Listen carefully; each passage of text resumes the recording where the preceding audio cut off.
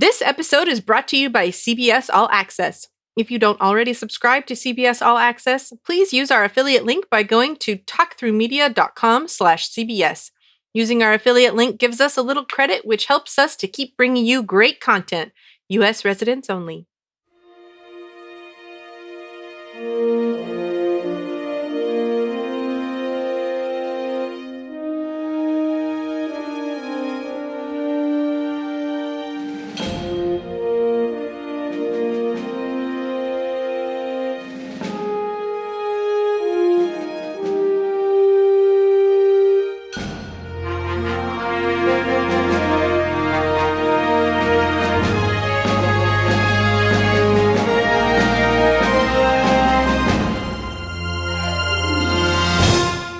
Hello, and welcome to episode 52 of the Star Trek Discovery Podcast. I'm Brian.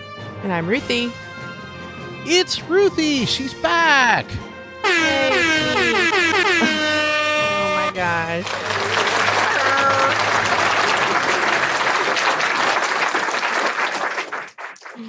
Oh, yes, it's me. I'm still alive. She's still alive, people. And, yeah, I told you last night I've missed you. And that's true.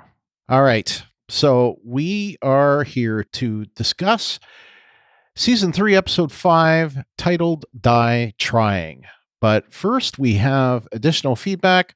Well, I said in the notes here, season 3, episode 4, titled Forget Me Not. But since we didn't have you on the podcast, we're going to actually talk about the last couple of episodes. So let's open hailing frequency, sort of, because we're just going to start with you. So.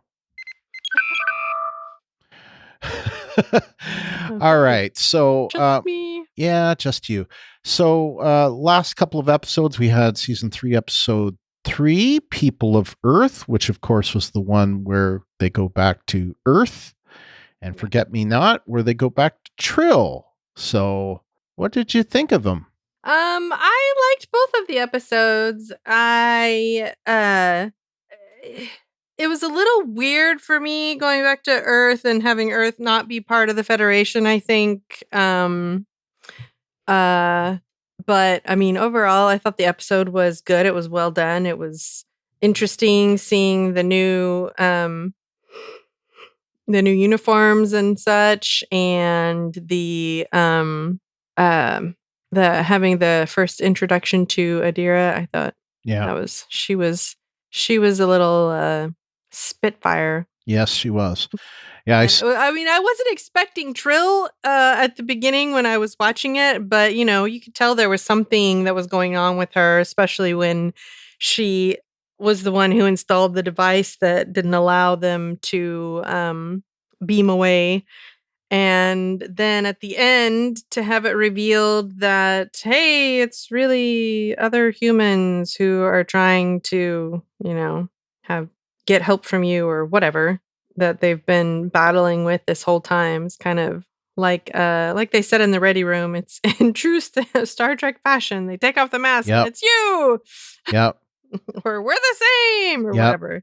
So yeah, I was like, oh, it's like that old episode, Let That Be Your Last Battlefield. It's like black on one side, white on the other. White on the other. Can't you tell? Yeah, I always think of that when people talk about, classic Star Trek, I guess, tropes, or you want to call them tropes, but ideas or what have you, where it's like, but he was black on the left side and I'm black on the right, or whatever, Yeah.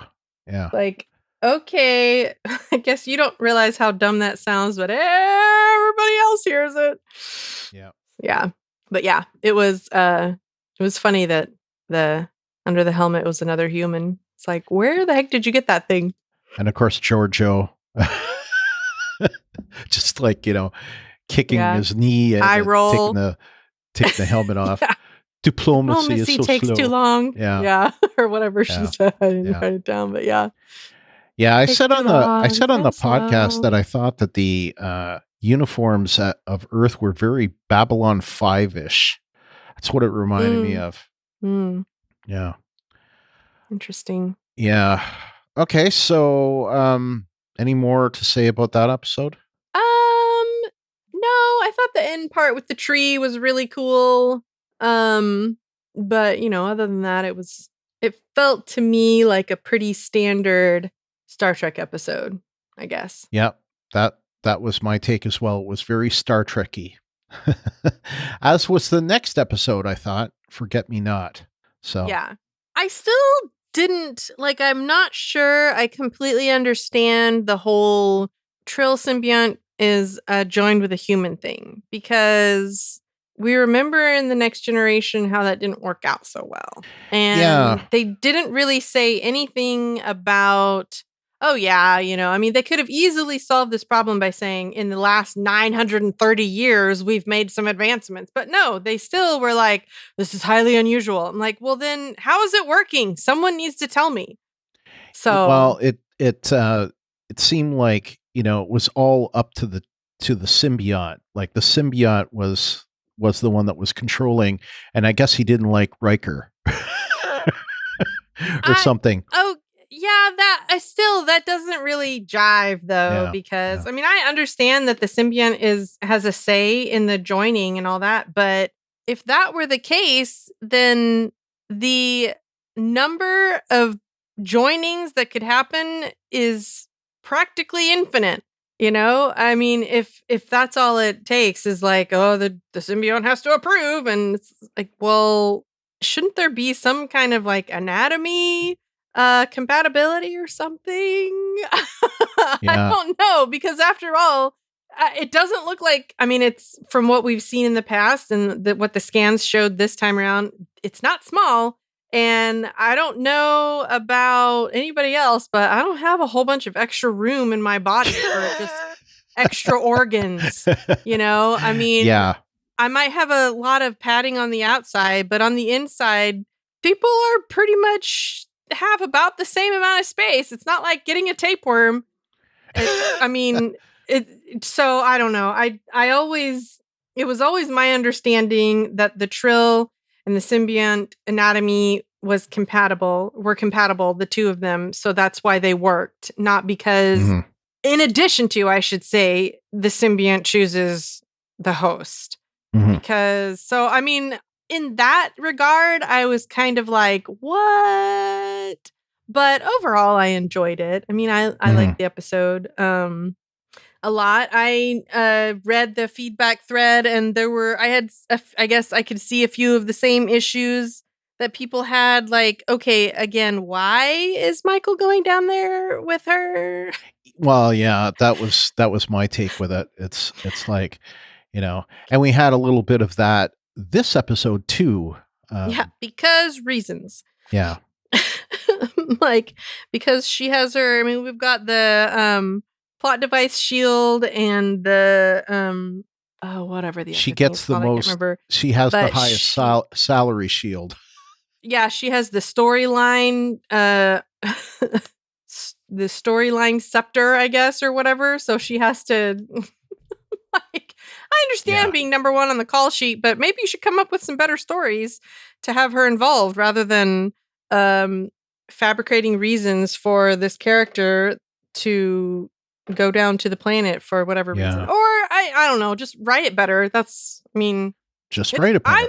I'm okay with her being involved in everything. I Yeah, just want it to make more sense, I because I agree. love Sonequa. I think Yeah. she is outstanding, and she deserves to be number one on the call sheet. Hmm. And that's that. Yeah. But Yep. And don't just hand wave. Oh, she needs to be down there because of hand wave and she's the main character. yeah. That doesn't always work. But No, anyway, I agree with you. I agree with you 100%. And it was pretty blatant the last episode. I thought that it was also in this coming episode that we're going to talk about, not quite as blatant, but still there. it was still there, but I had other issues with this coming episode Mm. that we will talk about in depth. I took a lot of notes, Ah, and I wonderful. don't really want to be super negative, but I had some issues. And I'm kind of disappointed because I don't know, and I feel like I had the issues after the first watch because I'll tell you, I didn't watch the previous 2 episodes more than once. But I did watch this one twice, as I normally do when I'm getting ready. I'll watch it one time and then I'll watch it again to take notes because I just want to take it in the first time and just, be cognizant of it. But I didn't even watch episode 4 until like Monday or Tuesday or something. Well, I don't know. You had reasons. I did. I had things happening in my life that were out of my control. And so I didn't even get to watch episode 4 until super late. So I didn't watch it again. And I didn't watch the previous one again because also I will explanation forthcoming. But anyway, so yeah, overall, I enjoyed both of those episodes a lot. Except for the minor thing. I think I read someone said something about Adira taking too long to get to that, memory. Like, I understand it's traumatic, but come on, chop chop. We're not just down here for grins and giggles. So I kind of agreed with that. I was like, yeah. She kind of him-hawed around just a bit. And I understand, okay, trauma, but I mean, maybe nothing bad has ever happened to her in her life before, but I kind of doubt it if she's an orphan. So I think that people who, this is just me completely talking out of my bum, but because I have no idea, but I think people who have experienced trauma at least once in their life can process trauma more easily a second time. And the fact that she's an orphan means that something has already happened in her life. It's not like she's just grown up in a bubble. So I'm kind of like, okay, really the only thing that happened is your boyfriend died. So, and I understand, okay, yeah, that might sound harsh, but at the same time, I'm like, you weren't tortured or something. I'm like, your boyfriend died. I'm like, yeah, that's traumatic. But at the same time, that doesn't really equate all of this, like, oh, I just don't want to remember. I'm like, please remember, listeners, Ruthie doesn't cry. I know, I'm so heartless. I can't help it. I just can't. But you know what I'm saying? Like, on the level of trauma. I'm the crying one. Yeah. But you know what I'm talking about, though? Like, trauma-wise, I feel like Tyler has more reason to be like, "Ooh, I don't want to remember," than this girl. Yes. And so I can, if it were him in his situation, then I could see him backing off and saying, "Oh, this is too traumatic for me." But her, I'm like, "Oh, come on." I'm like, okay, she's young, whatever. But at the same time, I was just kind of like, yeah, that did kind of take too long. I didn't really think about it necessarily at the time, but when I was reading the feedback, I was like, yeah, that was kind of drawn out for the sake of being drawn out.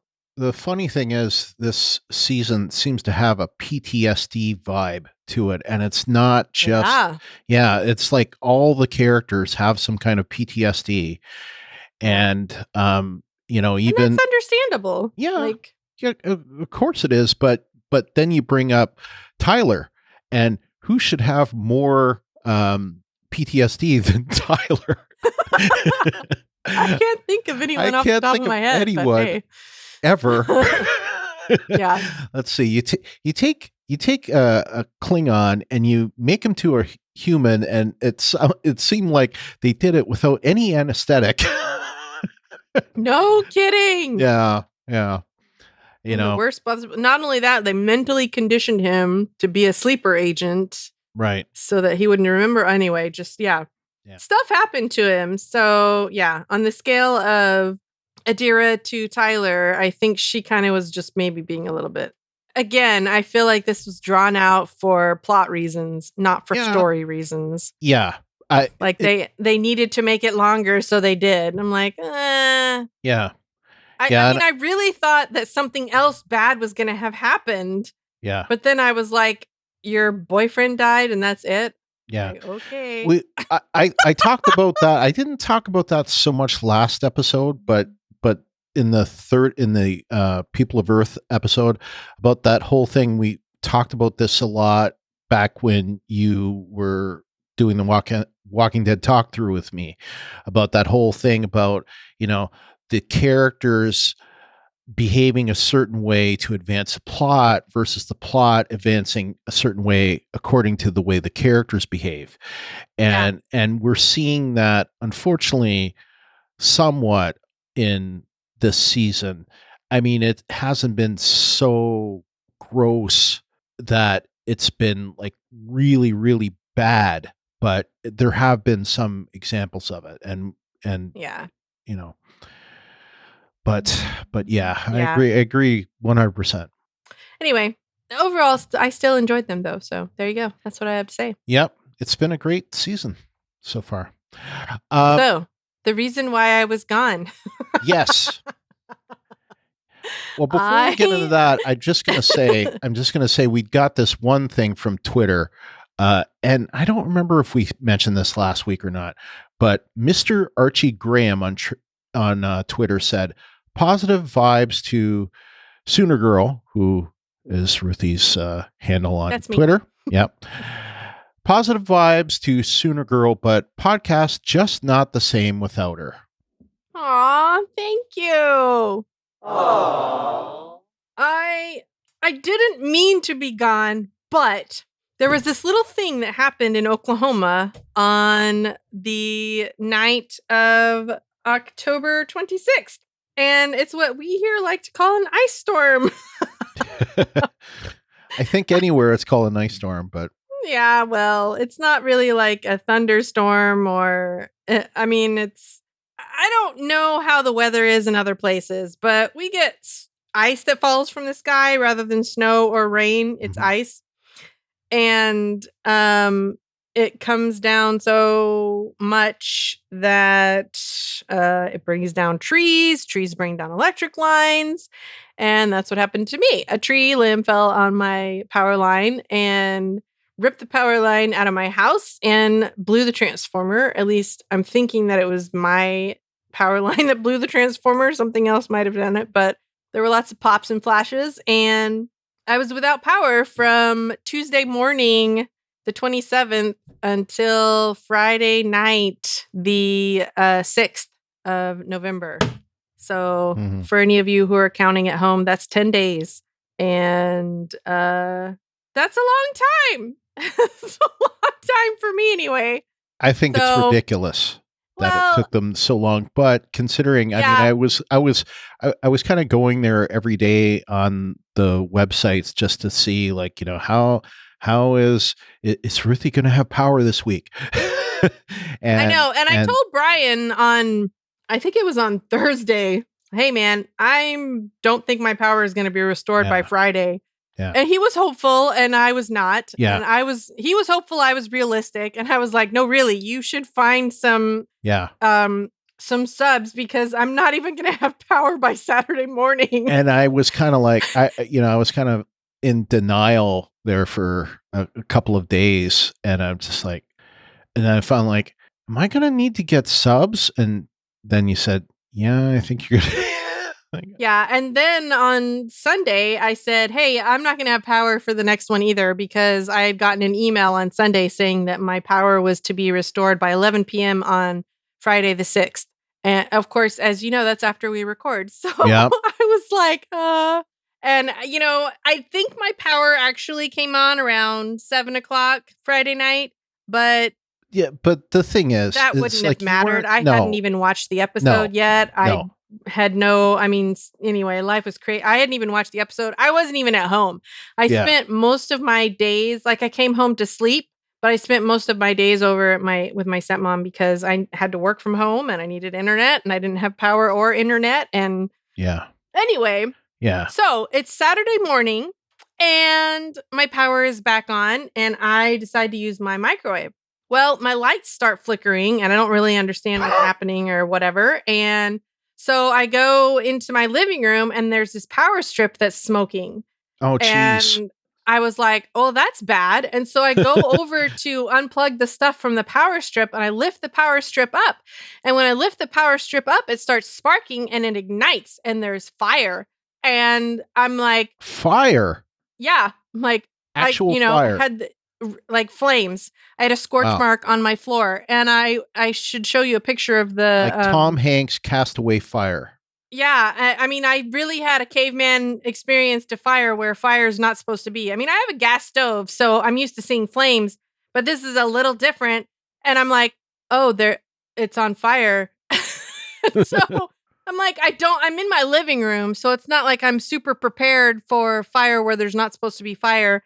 And I kind of just, I just blew on it, and I was trying to like bang it on the ground to like Blowing smother on it. it's And not gonna. well, not it gonna help. did, because that's all I mean, it went out. It wasn't really big. It melted the power strip. I had a little burn mark on the floor. Nothing else lit on fire. But anyway, small electrical fire.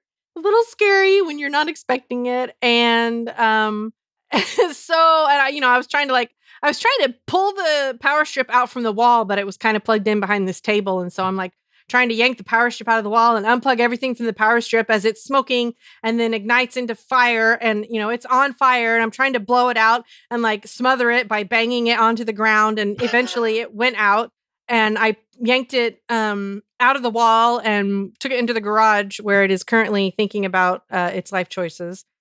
And I thought that it was just a bad power strip. That's why it's in the garage on a timeout. But it turns out that I think every it's time to time, replace it. well, I did, but it turns out that every time that the compressor on my refrigerator came on, my lights dimmed. And I didn't really connect the two until I turned on my vacuum cleaner, and that affected the lights too. And I was like, what is happening? So I called my electrician again, and anyway, long story short, there was a problem with OG&E when they were hooking it up, I assume. Mm. They didn't replace something that was broken, or something broke when they surged the power back through into my house. But I thought that I was going to have to replace my microwave because it wasn't running at full, like it wasn't running the right way. And I thought, oh man, that power surge killed my microwave, and I love my microwave. But it turns out that it was this electrical issue that OG&E came out and fixed on Wednesday. So on Wednesday, my electrical problems finally came to an end. It had started to get cold, and I'm afraid to run anything that draws any kind of amps because I don't want any more electrical fires. So I haven't run my dryer. I mean, okay, so I'm going on over 2 weeks now. I haven't done any laundry. I hadn't done laundry. It's not like I did laundry on Monday night. So it's been a while since I've done any laundry. I'm starting to run out of clean clothes. I'm like, what am I going to do? I'm afraid to run my dryer. I'm afraid to run my vacuum cleaner. I'm afraid to run my microwave. I'm afraid to run my hair dryer. I'm afraid to run my space heater. And it's starting to get cold. I'm afraid to run my heater, even though it's gas. It still has that electrical thermostat. And so I'm like, well, I don't know. I mean, yes, the electrical thermostat doesn't really draw any power, but my stepdad told my mom that the logic board on that or something is like $500. So I was like, well, I don't really want to have to replace that. So I didn't run my heater, and it started to get rather chilly again in my house because I was paranoid about running my heater. So anyway, my electrical issues are finally over, and my microwave works fine, which makes me happy. So yeah, that was my 2 weeks of electrical issues. I mean, at least I could like turn my lights on and charge my phone and that kind of stuff and use my computer and my internet.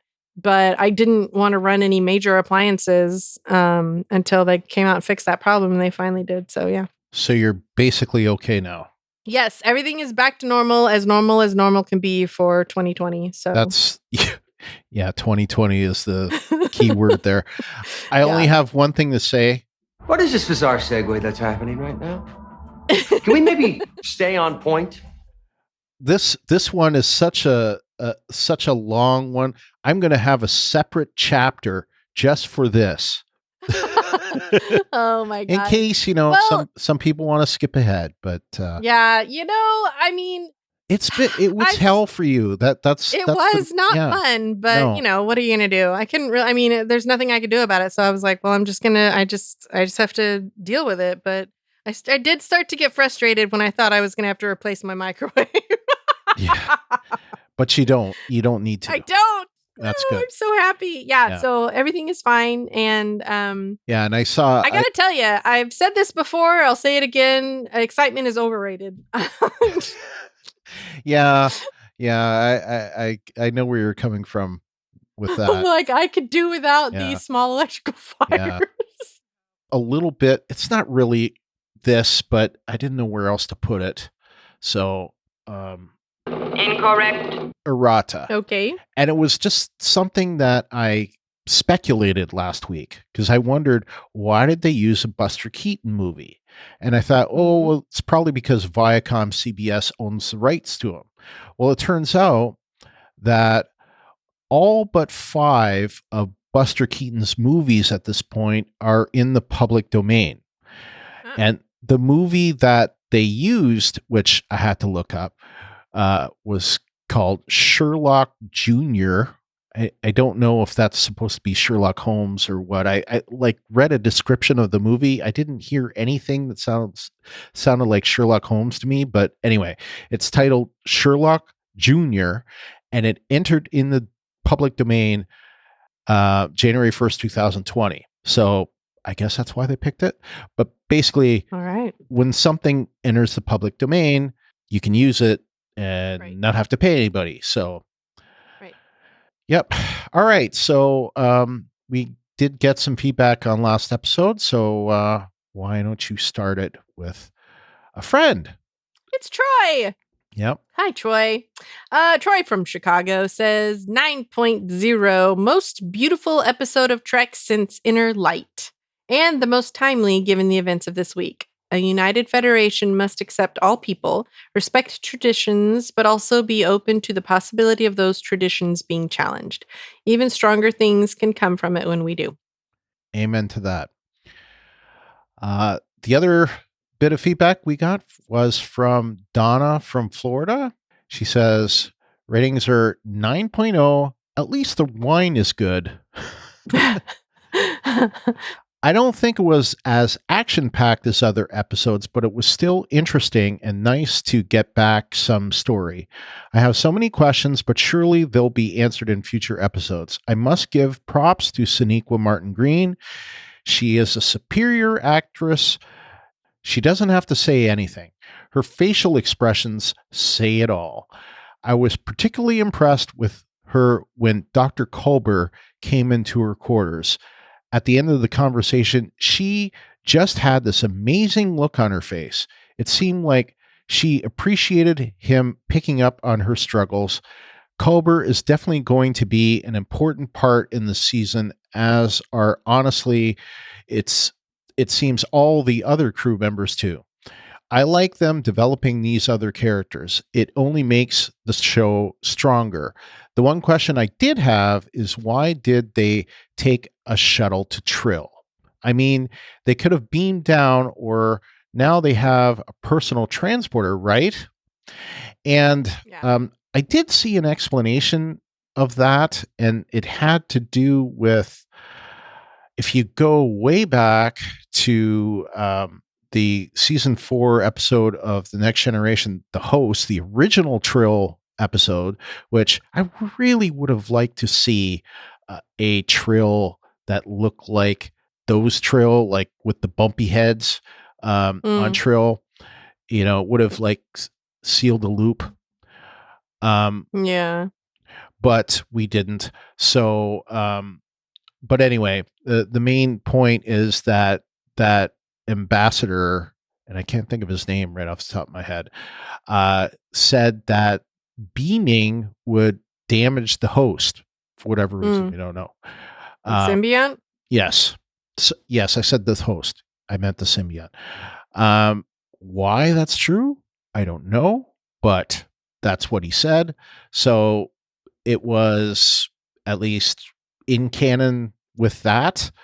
But it did seem like a bit of a, again, plot kind of directing how the characters act versus the characters advancing the plot. So, I didn't understand why, like we see Adira get beamed into headquarters this episode. So why could Adira get beamed into headquarters that episode, but have to take a shuttle last episode? It doesn't make a lot of sense, except for the plot.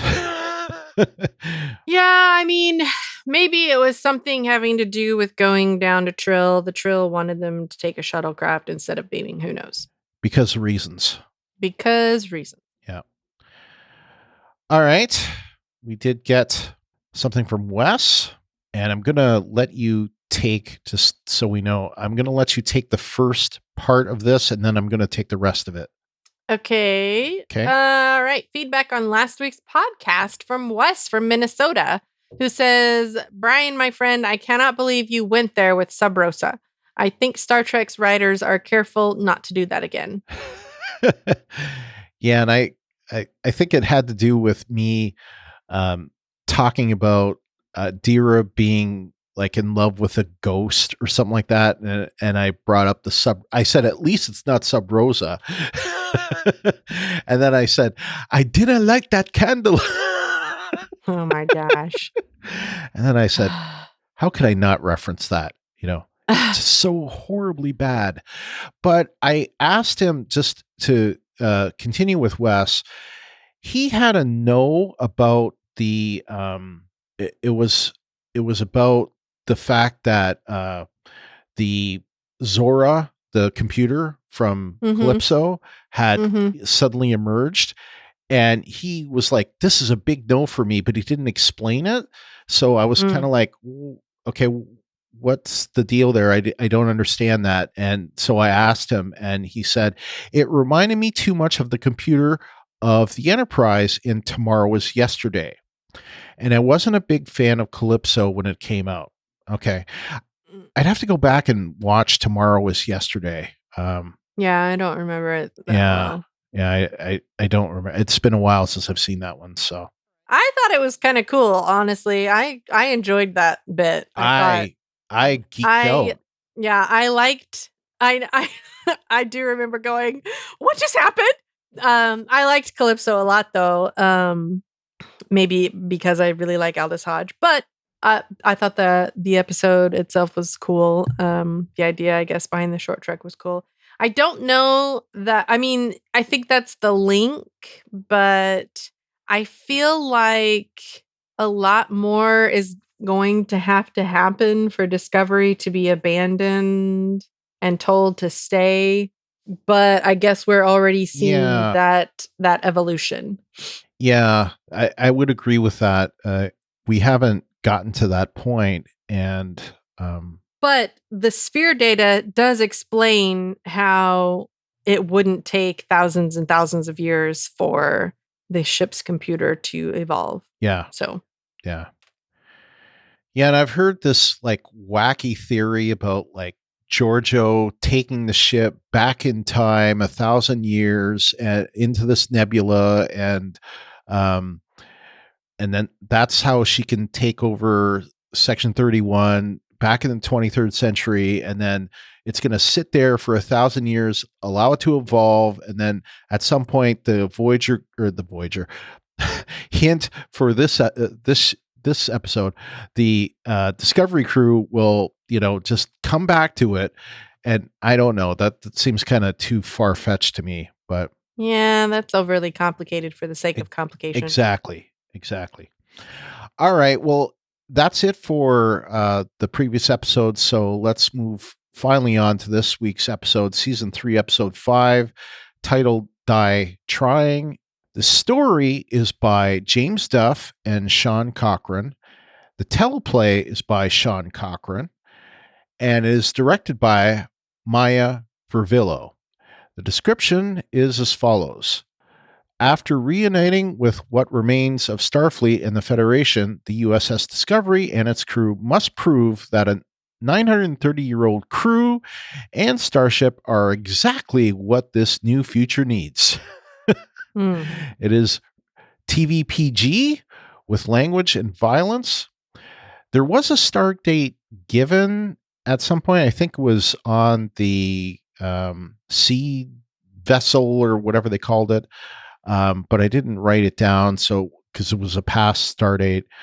The air date of it. Yes, that's right, the Seabolt.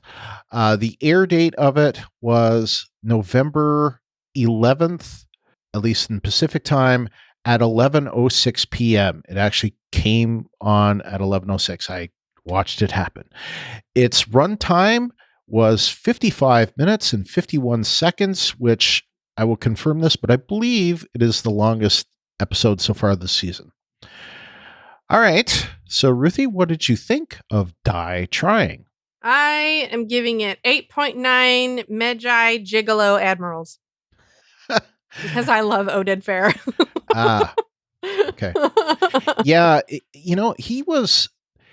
I didn't appreciate him on first run, but it was on second and third watch of the episode that I appreciated his performance more, because he was guarded, but then I kind of realized, okay, well, he's guarded because he's supposed to be guarded, because it's like, how would you react if a ship from 1,000 years ago just shows up? And time travel is supposed to be illegal. Hi, honey, I'm home. Yeah, exactly. So this is one of those episodes where it's like I'm rating it out of a total of 11 out of 10. And yeah, so there were some detractions from the total. So that, in other words, there were bonus ratings available. But bonus ratings available. I can't keep up. Don't try to figure me out when it comes to ratings. I don't. My ratings are arbitrary too. Yes. So 9.5. Commanders prone to emotional exaggeration. I had to use that one.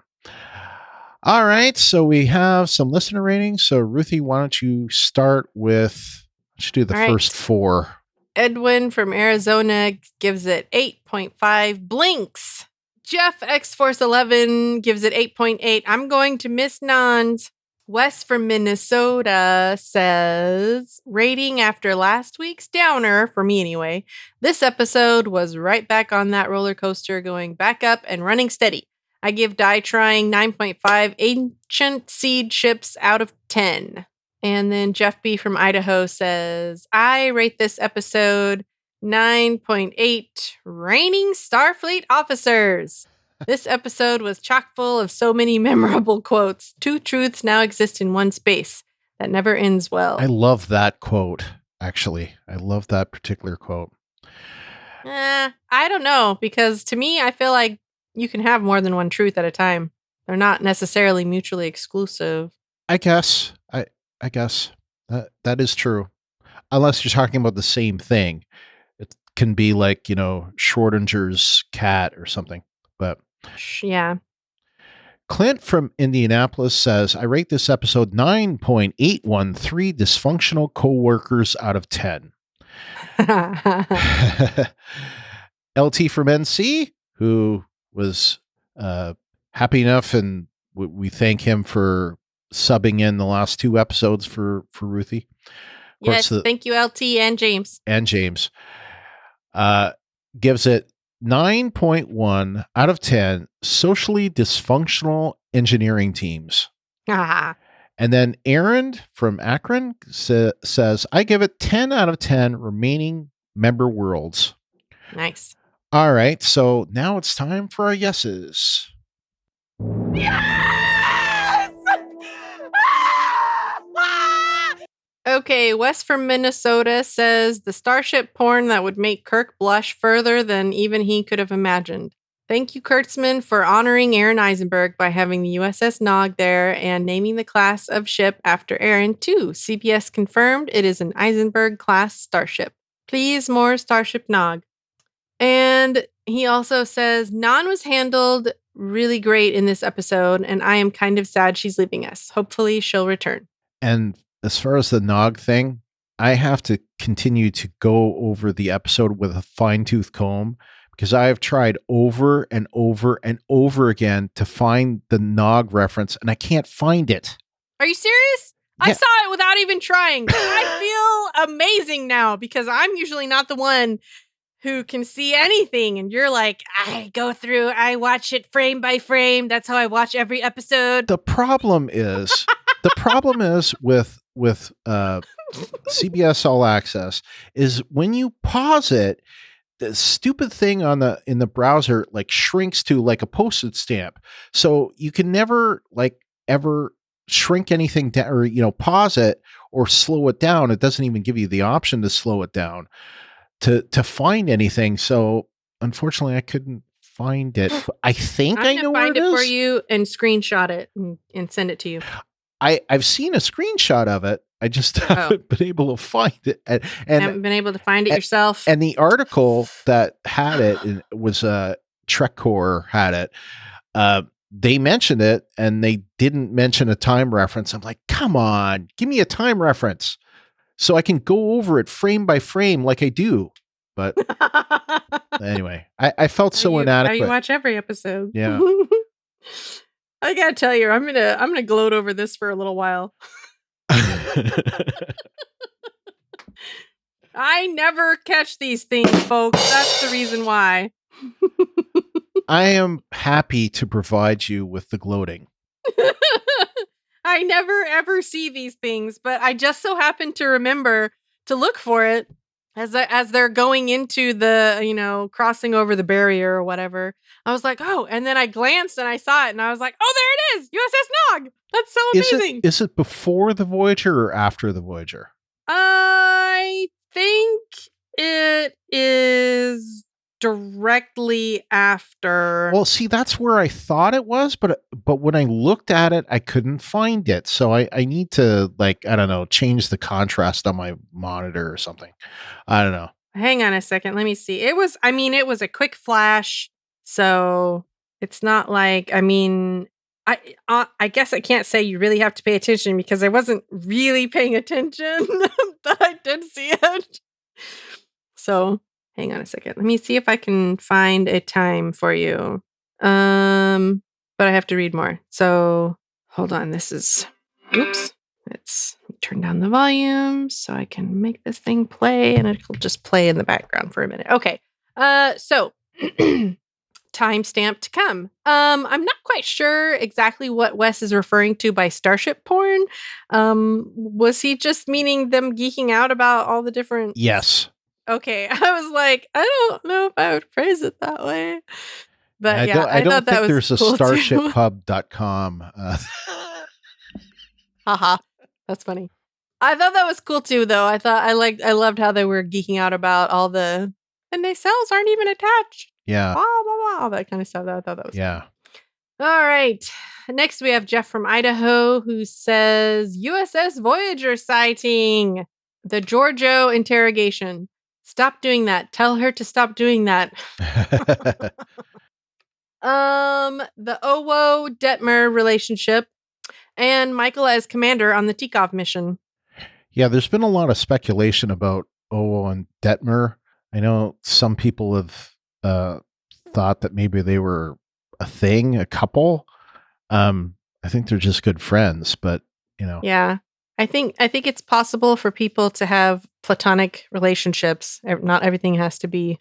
I do remember that conversation occurring between us before. Yeah, it was about Carol and Daryl. Yes. And I'm remembering that now because my stepmom, so as I said previously, I was at my stepmom's a lot because I had no power, no internet. You don't realize exactly how boring your house is if with absolutely no power. I found it. Did you? Yep, I found it.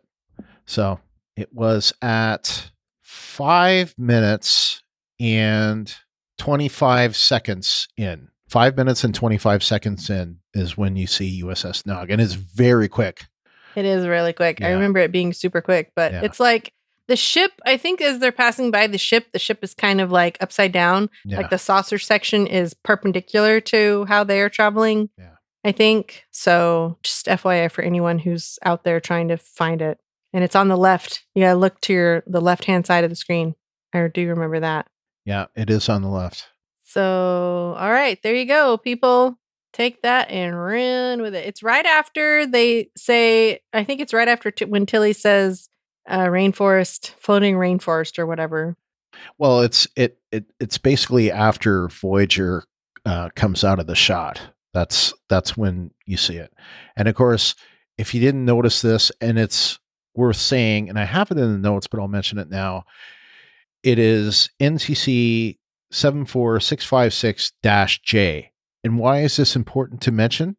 Because the first time I watched the episode was on my stupid phone. And my I stupid don't know why phone, you do that to yourself. it's because I want to see it so bad. But anyway, so I couldn't see the J. I could tell by the shape it was Voyager, but I couldn't see the J. So originally I'm like, how is this ship from like 800 years ago still in Starfleet? And of course it wasn't, but thankfully on second watch I realized that it was the J. So, but dumbass me for a moment thought it makes no sense that, Janeway's Voyager would be in the 32nd century. Yeah. Anyway, Yep. All right. So that's the USS Nog. You can see it really well. It shows up at about 5 minutes, 20 seconds, but you can't read it. But you can read it really well at 5 minutes, 26 seconds. Yep. Okay, so we got some more yeses here. Right. So that's enough about Nog. Yep. We love you. Clint from Indianapolis. His yeses are: loved the representation of the new Federation/Starfleet. Not ready to just trust this 1,000-year-old ship and crew at face value. Loved the casting of Oded Fair as Admiral Vance and his handling of Adira. And then he says what he says to her. He has what he says to her here, but I think he has it wrong. So I'll read it. He says, "He and I were familiar. You and I are not." Yes. And then he goes on to say, "I always thought DS was too liberal on those past relationships of the symbiont and the new host." I think that was supposed to be DS9. I think so but too. It's an open parentheses. "I always thought DS9 was too liberal on those past relationships of the symbiont and the new host." Okay. Saru handling and calming down Burnham from going rogue to get what she thinks is needed to be done in the wrong way. Yeah, I like that too. Yeah. By the end of the episode, I wrote down Saru really is becoming a great captain. He knows how to chastise without putting someone on the defense. And he does this with Burnham a couple of times really well. Yeah. And this was the first one when he says, "Get our hands on." And to me, though, it was kind of like a gentle rebuke when he says to her, "It's a lesson I think you would have learned by now." Yeah. Like reminding her that we don't just take matters into our own hands. I think at the same time, he understands that this nearly year of her being on her own in this new, basically completely alone, having to fend for herself, affected her more than I think that she may have admitted to him. Yeah. And I think that he's recognizing that. And he doesn't necessarily go straight at her. I mean, I don't know, just the way that it's said, the writing there is really well. It's really well done because he just kind of, reminds her of her past mistake. And for a person like Michael, that's kind of all you need to do. Yeah. I mean, I can definitely agree with all of what you said. I think that in past episodes, I think we talked about this on episode 3. There was a lot of how there was talk about how Burnham had changed without a lot of showing the change. So there was like, it's like, I've changed, but it's like, well, how have you changed? Why have you changed?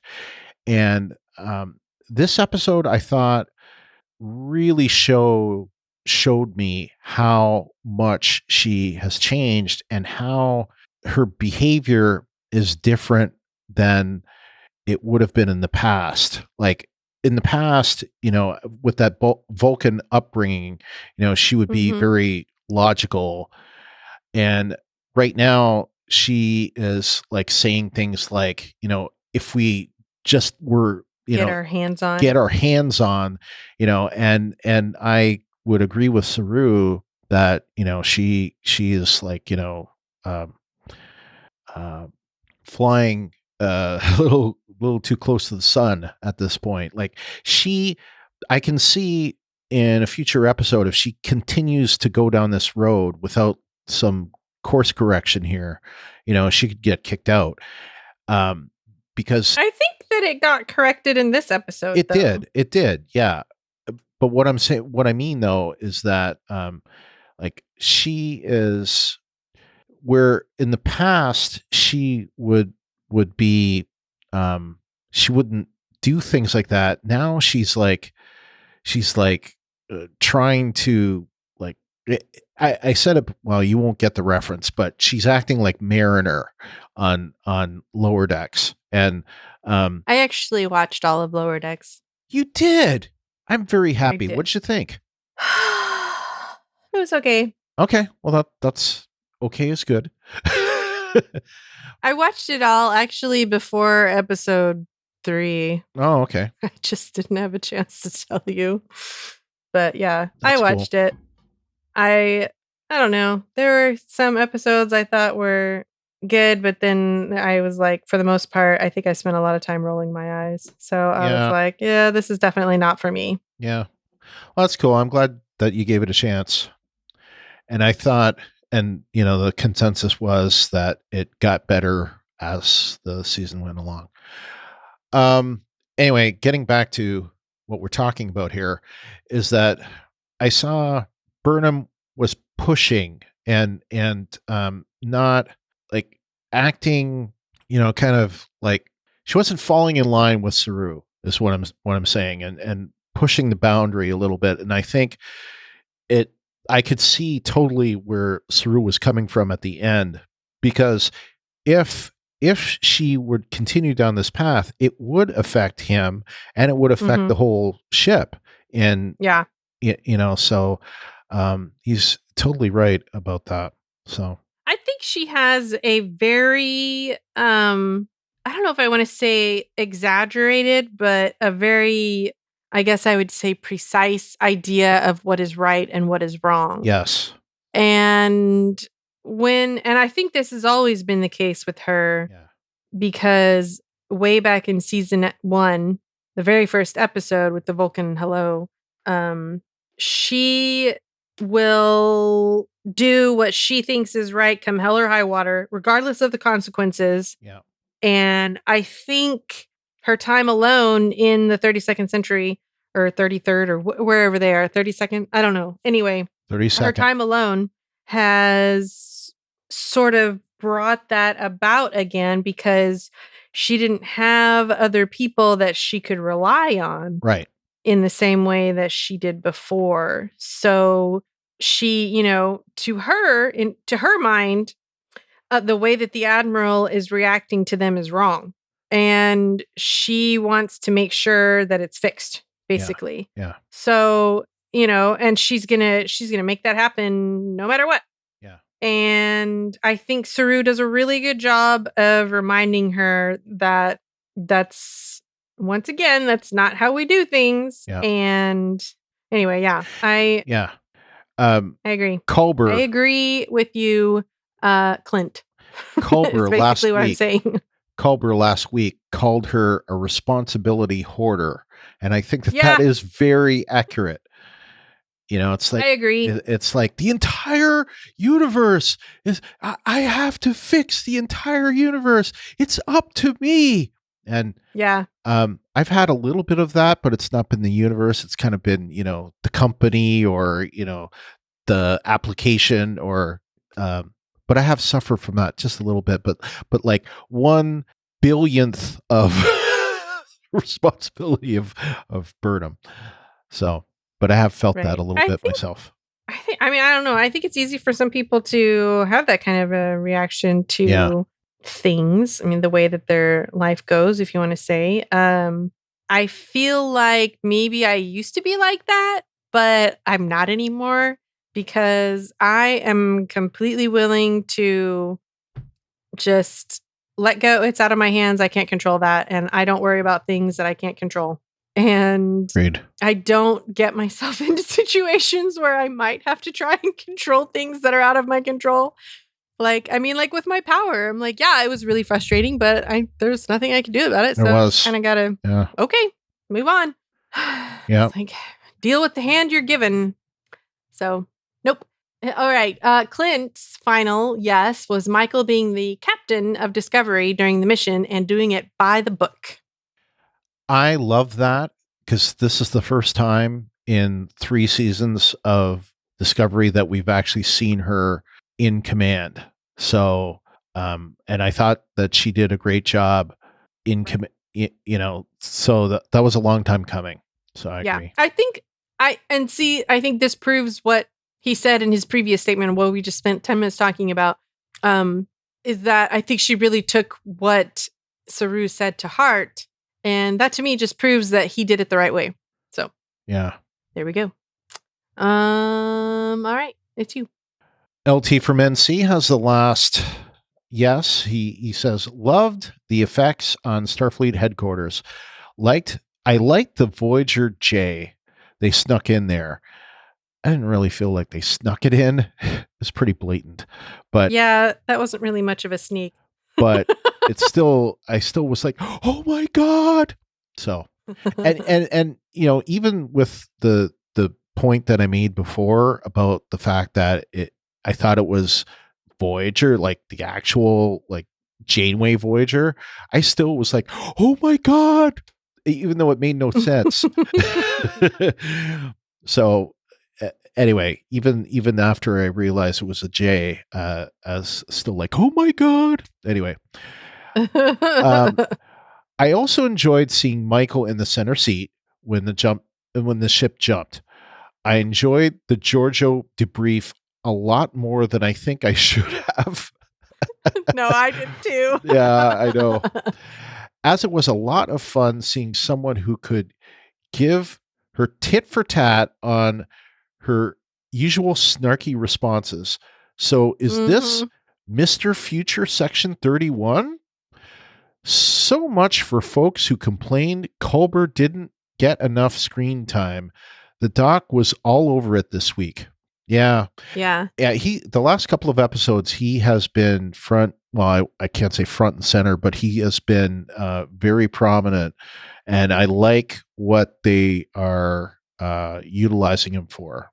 He's kind of like a pre-counselor as well as being a doctor. So I really like that too. They talked about that in the Ready Room, and I thought, he really kind of did do that. Yeah, a lot. Yeah, in this episode.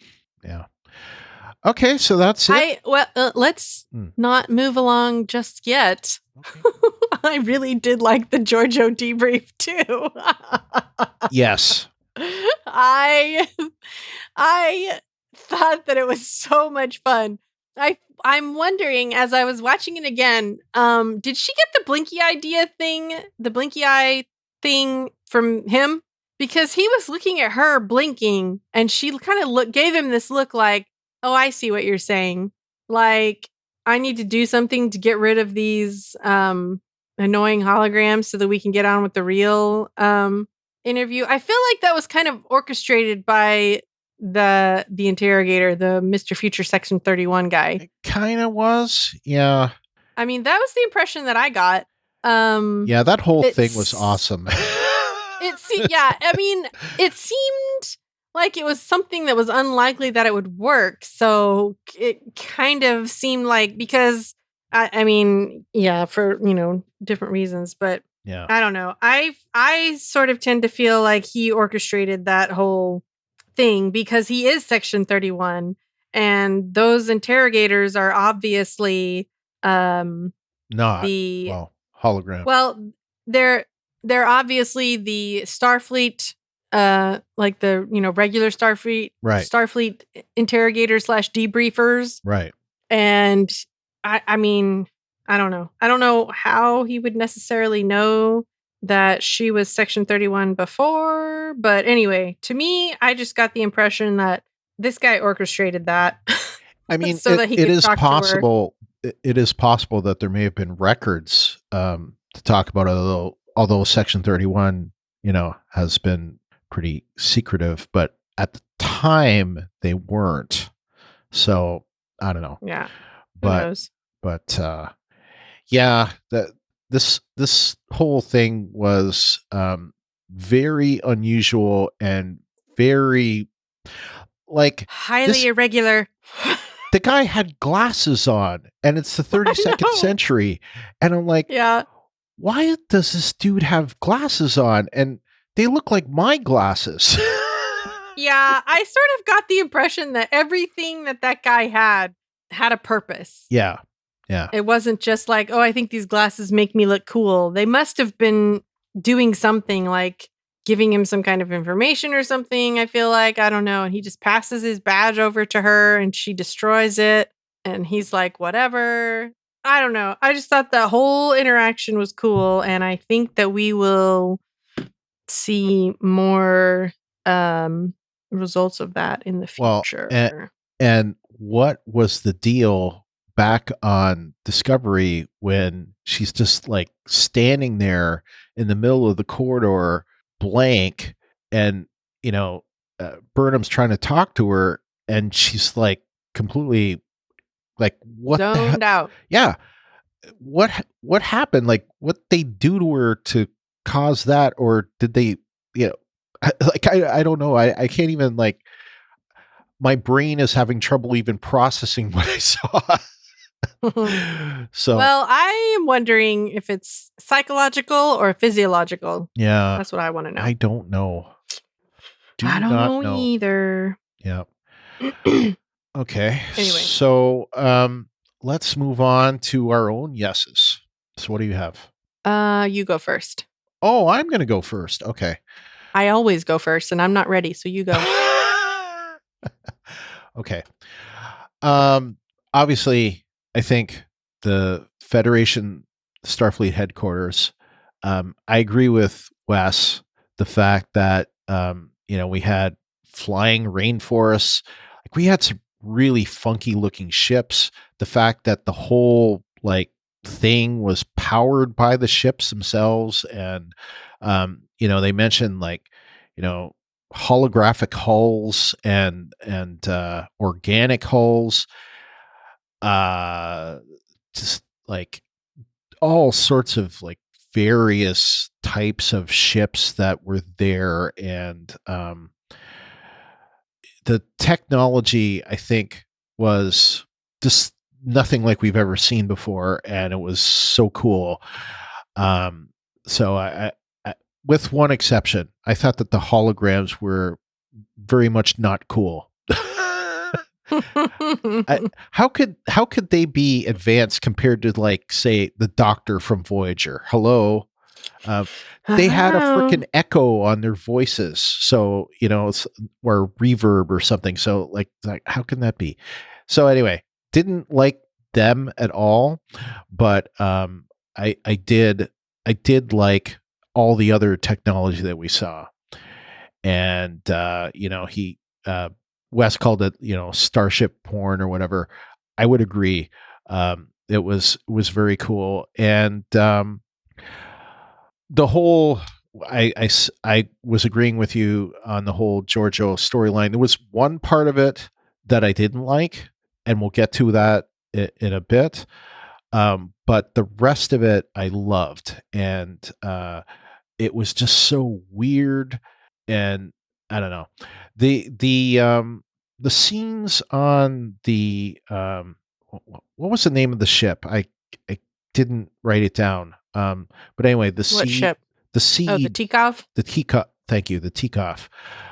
I thought those were really good. I thought that it was kind of sad to see Nan go, but fitting in a way, I guess. And also, I liked that Saru stayed behind.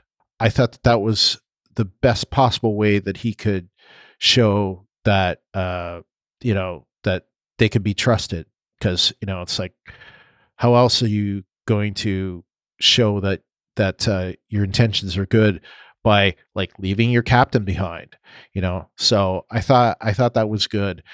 And we talked about the Burnham Saru interactions. I thought those were great. Not just when there was conflict, but when there was not conflict, like the cold open at the end of the episode. I thought those scenes were really good too.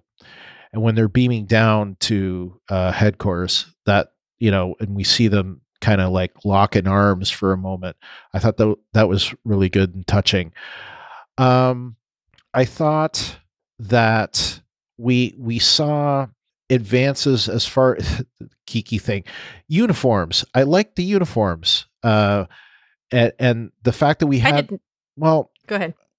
not so much the uniforms themselves, but like how the colors were changed around. Like there's not just red, yellow, blue, or whatever, gold or whatever you want to call it, but also there was white and gray, and so there were some other colors that make sense because like like the blues and the um, yellows or golds or whatever, they always had too many things that were under them.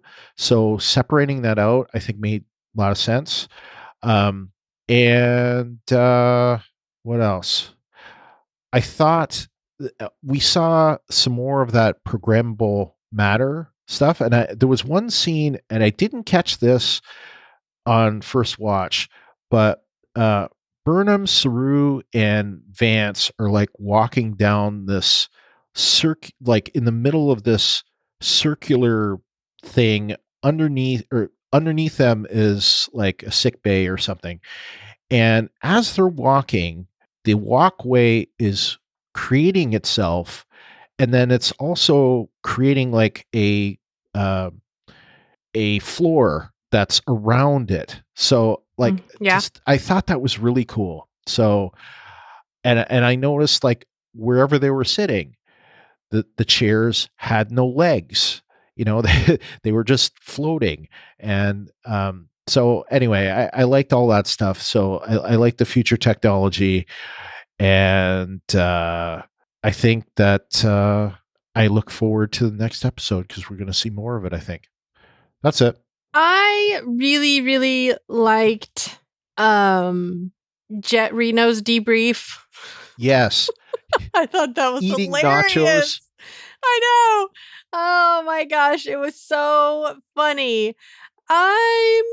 Did you bring any snacks? I'm starving. I'm gonna need something to drink. Yeah. I thought she was amazing. I love her so much. And I wrote down, I wonder if Tig is under some kind of deal where she isn't in every episode. Like she contractually doesn't want to be in every episode. And if so, does she know how much we miss her when she's not there? Yes and yes. It is Okay. yeah.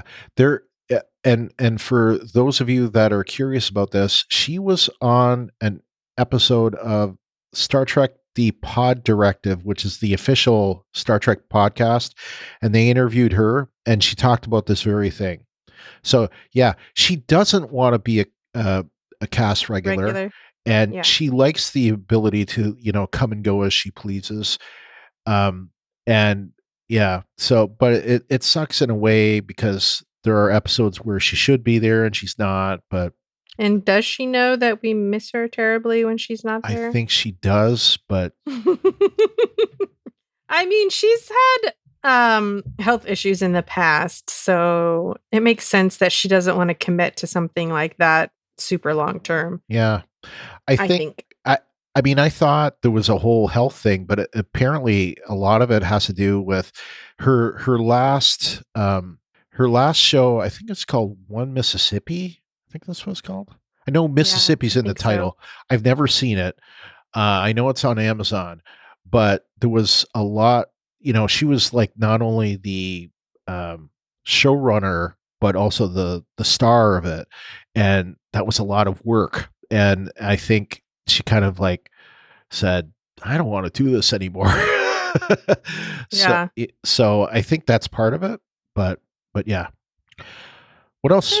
Yeah. What else you got? I want to know more I guess this is a yes, sort of. I want to know more about the melody mystery. Yes. And I like that Michael is picking up on it because I feel like, okay, here's my issue. I was really upset about this. Like, other than using the spore drive, I really find the fact that Discovery and her crew would be in any way helpful with 930-year out of date technology and knowledge to be somewhat preposterous. Yes. I mean, I agree. why would you think that you would have anything to contribute other than a different perspective? And when Burnham kind of asserts herself in, well, this is what you need to do, and Admiral Vance gives her this look like, no shit, Sherlock. I appreciated that because I was like, yeah, they've had, I mean, I wrote this down. That would be like someone with a stone tablet thinking that they can come in and help us with a computer tablet. Yeah, I had a similar reaction. So you are not wrong. Yeah. And what I like about the music melody is that I feel like that is going to draw upon the different perspective that they are going to need to solve this mystery, not relying on, because I mean, it's so ridiculous that they would be able to offer them anything other than a different perspective, like Saru was talking about at the end with the painting reference. And the fact that these people are obviously clueless about the fact that, it's this song it's just like, if someone comes to you and says, why does everybody know happy birthday? And you're like, I don't know. We just all know happy birthday. It's not really something that we in this time period could explain. Right. But if it is in fact unusual, then somebody who is out of that. Was that a cat? Yes, I had to move my cat because he keeps coming and just parking his little butt on my desk. And I'm like, I don't want him to sit on my desk and groom himself and whatever on my desk because that gets pet hair and cat dander and everything all over my desk. And I'm like, I don't really Listeners, just so you know, where my computer is. I'm like looking at the camera and I see Ruthie just like take this as she's talking. I see this like ball of fur, and she's just like reaching over her shoulder and just plop. I'm like, I think that's a cat. That was my cat. He was peacefully sitting in my lap earlier, but he got tired. I don't know. I guess he got hot or something. And he moved off my lap. And so now he comes and pops his little butt on my desk instead of trying to get back in my lap. And I don't know what he's doing. He's being crazy. Anyway, I completely forgot what I was saying. But yeah, the whole mystery thing, like, again, other than the spore drive, they have nothing to offer other than the spore drive and their different perspective about, their different frame of reference. And I think that that's going to be helpful.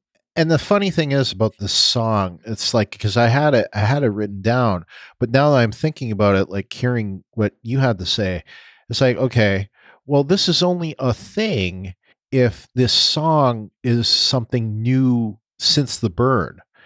If people were, humming it before the burn, like 200 years ago, it is a non-issue because everyone knows it from before. So, right. It's not a burn thing. It's this was the happy birthday of, 2950, right. It's just not, it's not an issue. So, that's the question. I mean, it's an interesting mystery, but by itself, it doesn't prove anything. So, no. But I think the fact that it's piqued Michael's interest, I think, is what is going to draw it out. Yeah. I think it will be significant. I just think it will only be significant because of her different perspective, their different perspective. Yeah. I totally, I expect it to be, but at this point, there hasn't been anything to prove or disprove it. So cool. Have anything else? No, I don't think so. Nope. All right. So let's move on to our nose. No. Clint from Indianapolis says, no, for not too many for this episode, except Burnham being the savior once again. Yeah, I mean, we saw this, like we were talking about, Burnham has to be the one that goes down, into the pool of, the caves of Makala, when Mhm. it would have made so much more sense for, what's For his it to name? be one of the other Trill. Yeah, or just for the other Trill to come down there with them, to explain what's happening. So there's not this like, Yeah. oh, these Instead of, tentacles "Oh, are you coming. have to go." I don't know what to do. Yeah, that didn't make a lot of sense. But yeah, the thing I agree with you, Clint, and I had in my notes. It's like Culber perfectly capable of saying the same thing to Dr. Annis, I think that's his name. Um, but Burnham has to say it because Sonequa You mean Martin Dr. Green Addis? is, what is it? Dr. Addis? Addis. Thank you. What did I say? Annis. Annis? Yeah. Always get stuff wrong. Anyway. Anyway, Dr. Addis needed to be talked to by someone with a different perspective. Why did that have to be Burnham? I agree. It didn't have to be Burnham. It would have made more sense for it to be Culber to me. In the past, like in TOS, it would have been McCoy talking to, well, maybe not. It could have been Kirk just as well, but it didn't have to be Burnham, except, it's always Burnham. Mm-hmm. Then he says David Cronenberg was a very odd casting choice for the role of Kovich. It felt very out of place. Why did it? I disagree. I liked it. I thought it was great. I thought it was kind of supposed to feel like that. Like, if you think about it, David Cronenberg, he is, yes, he's an actor, but he's mostly known as a director. And some of the things that he's directed, horror flicks, no less. Yes, The Fly, Scanners, Naked Lunch, are three examples. All these like really creepy kind of movies.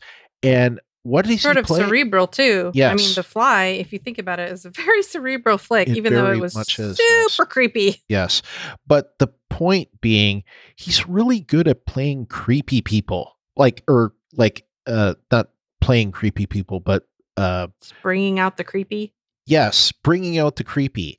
And upping the creep factor. So he's perfect for this. And he's also a Toronto guy. So so there you go. Yeah.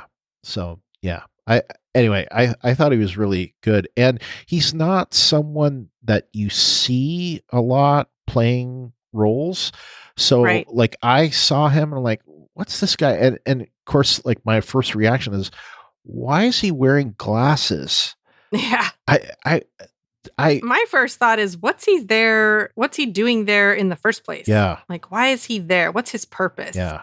And I feel like he was perfect for that role of what's this person doing here. Yeah. All right. Next is Wes from Minnesota. He says, and I get this, Wes. He says, no Starship Enterprise? You got a Voyager J, but no Enterprise?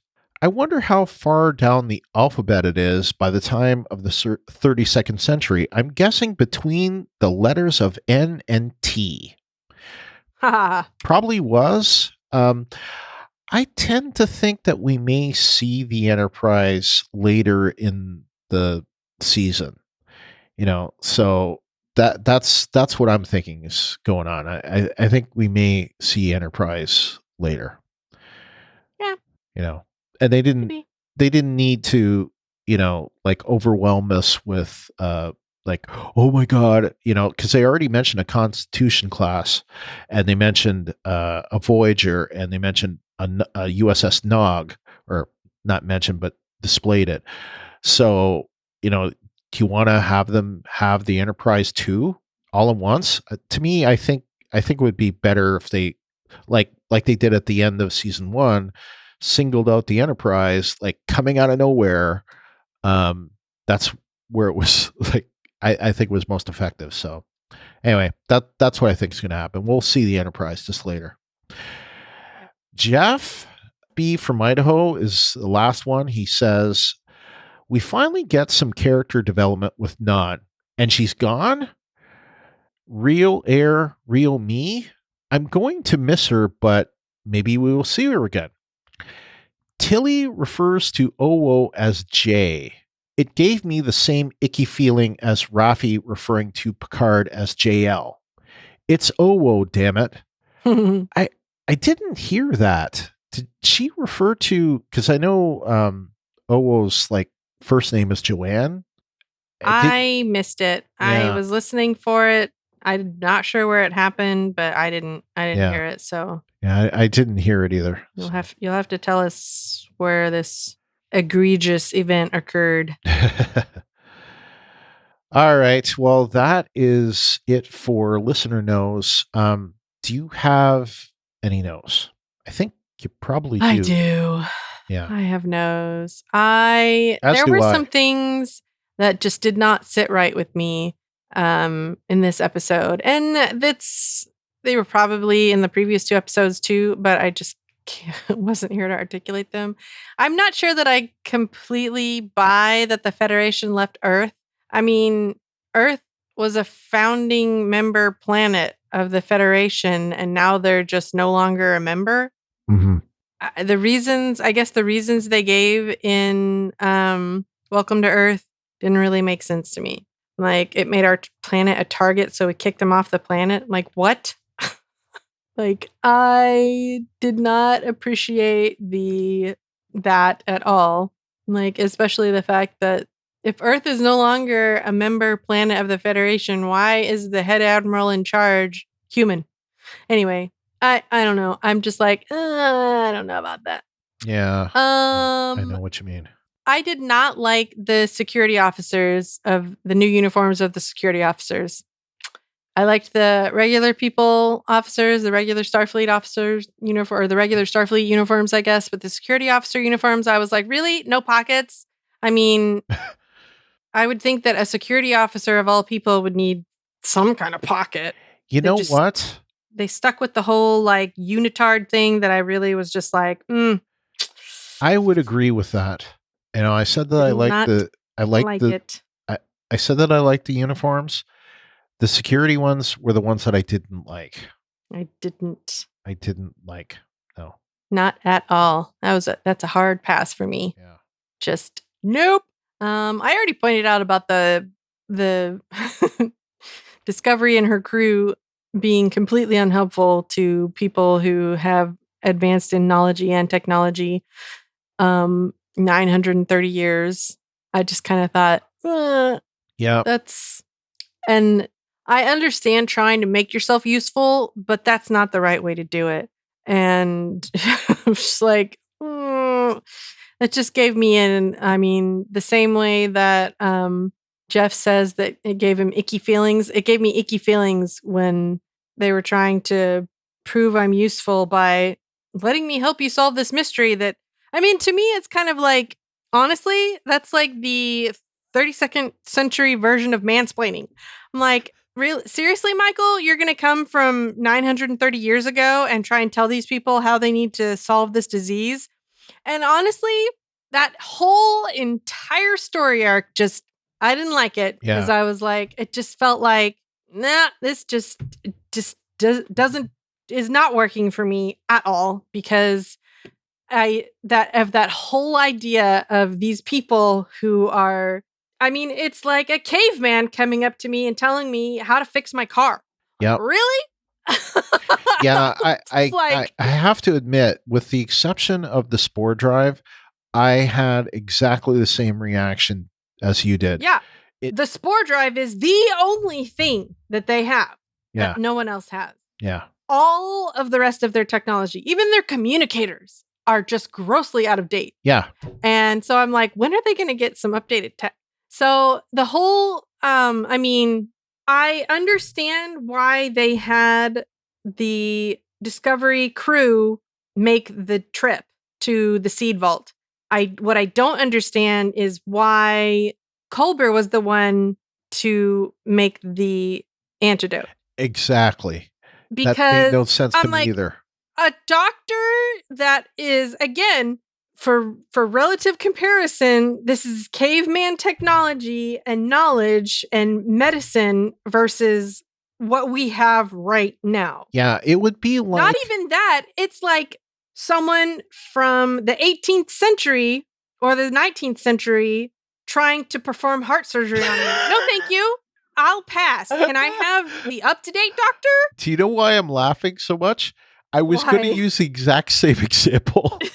I mean, seriously. I'm like, yeah. Do you want, like, are you going to try and bust out some leeches or something? Yeah, a guy that doesn't bother to wash his hands when he's going inside of you. Yeah, hard pass. Yeah. I don't want any bloodletting. Thank you very much. You know, I mean, I just can't even imagine the amount of medical advancements, technological advancements, just general knowledge after 930 years. That is nearly a millennium.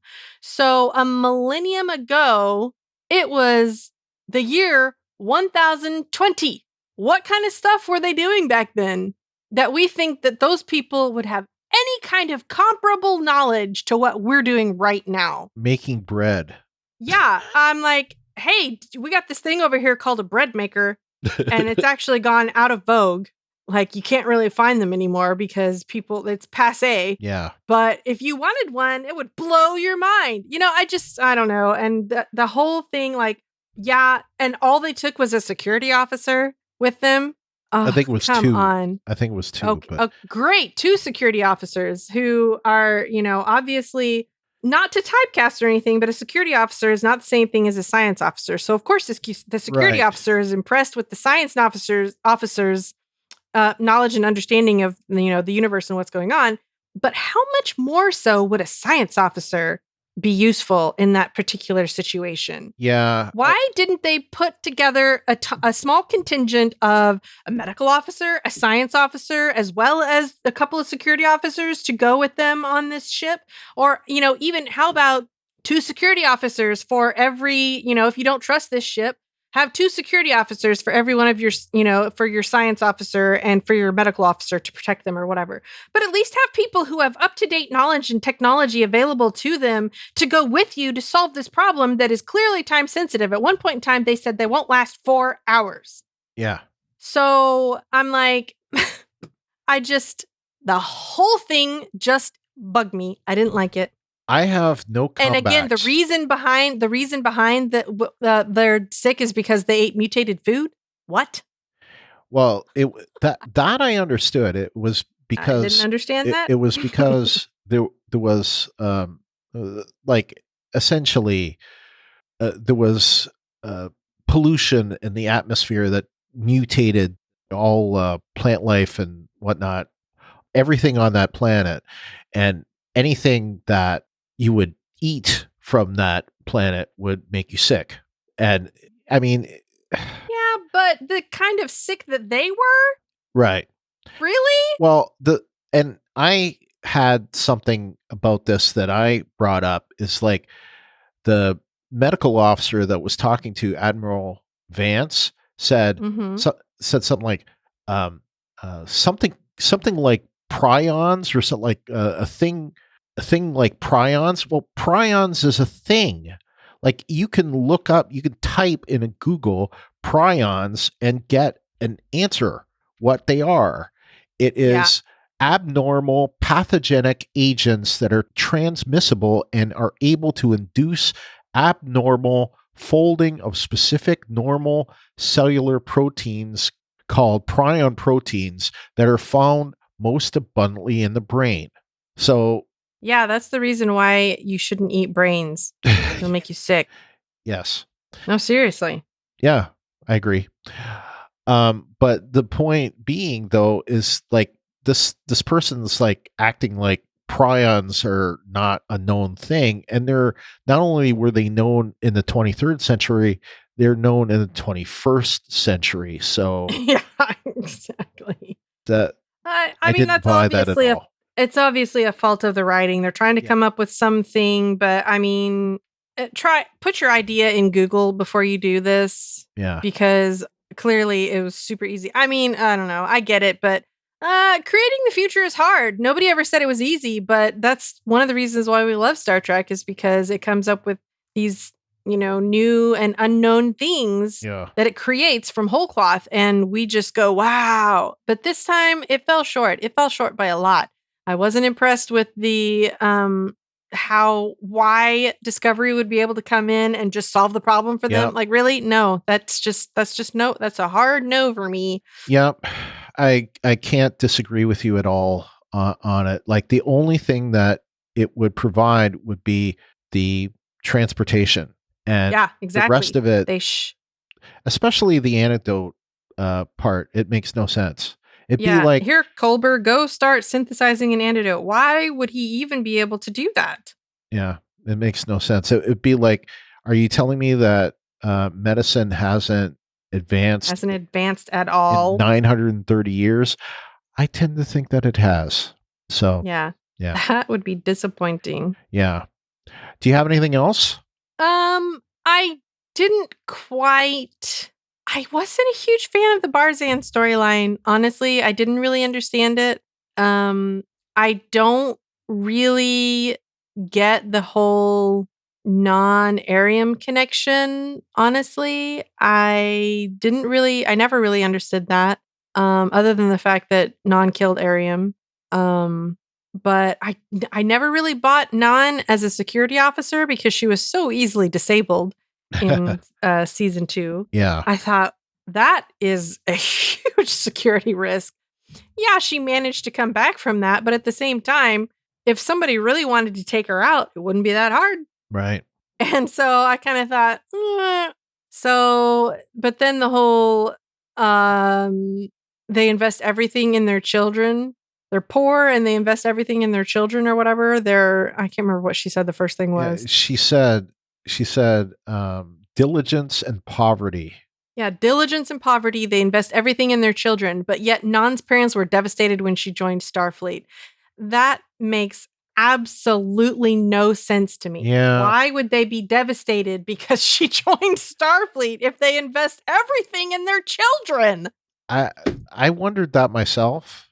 I just couldn't get behind that. And then the whole I needed a better explanation than about why he would be trying to save his dead family than Barzans don't have the same idea of death as humans. I need something more because is death not, I mean, I don't know. I just didn't understand that. Why is he trying to save his dead family? Has something changed in the future that makes death impermanent?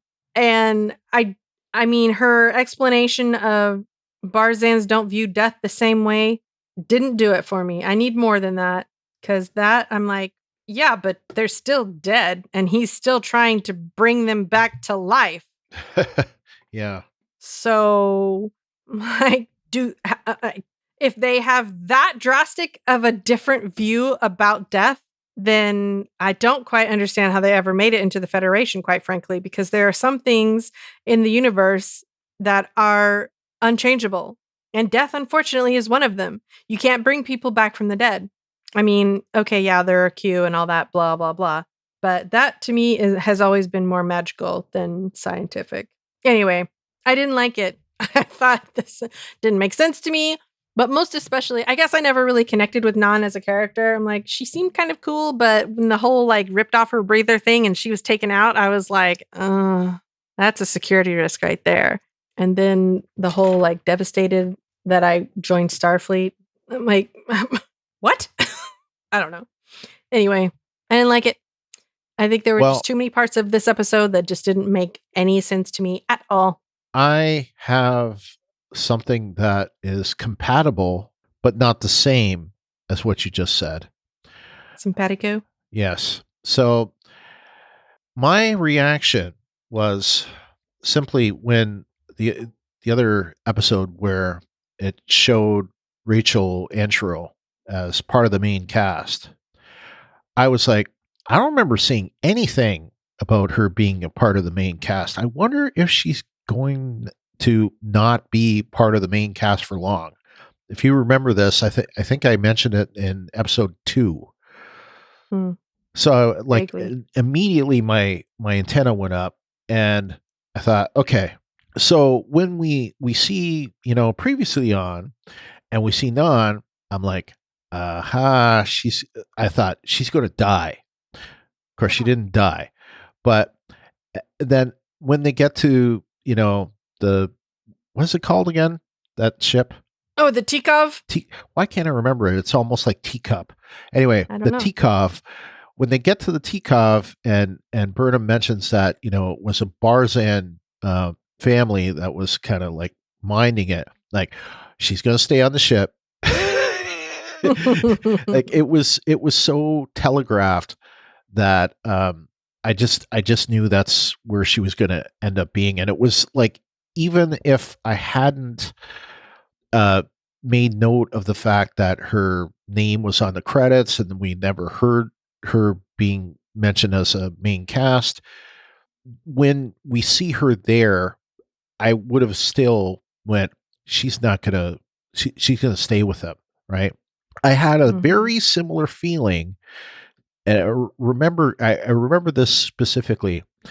I don't remember the name of the episode, but late in season 7 of Voyager, they come across a group of Talaxians. I'm like, Neelix is going to stay with them. So it was really the same kind of thing. It was like, Non's going to be staying there, and it didn't matter if the Dr. Addis was going to stay there or not. She was just going to, like mind the ship, mind the seeds until the next, species came by. So I don't know. It was so predictable that it really took away from the whole story for me.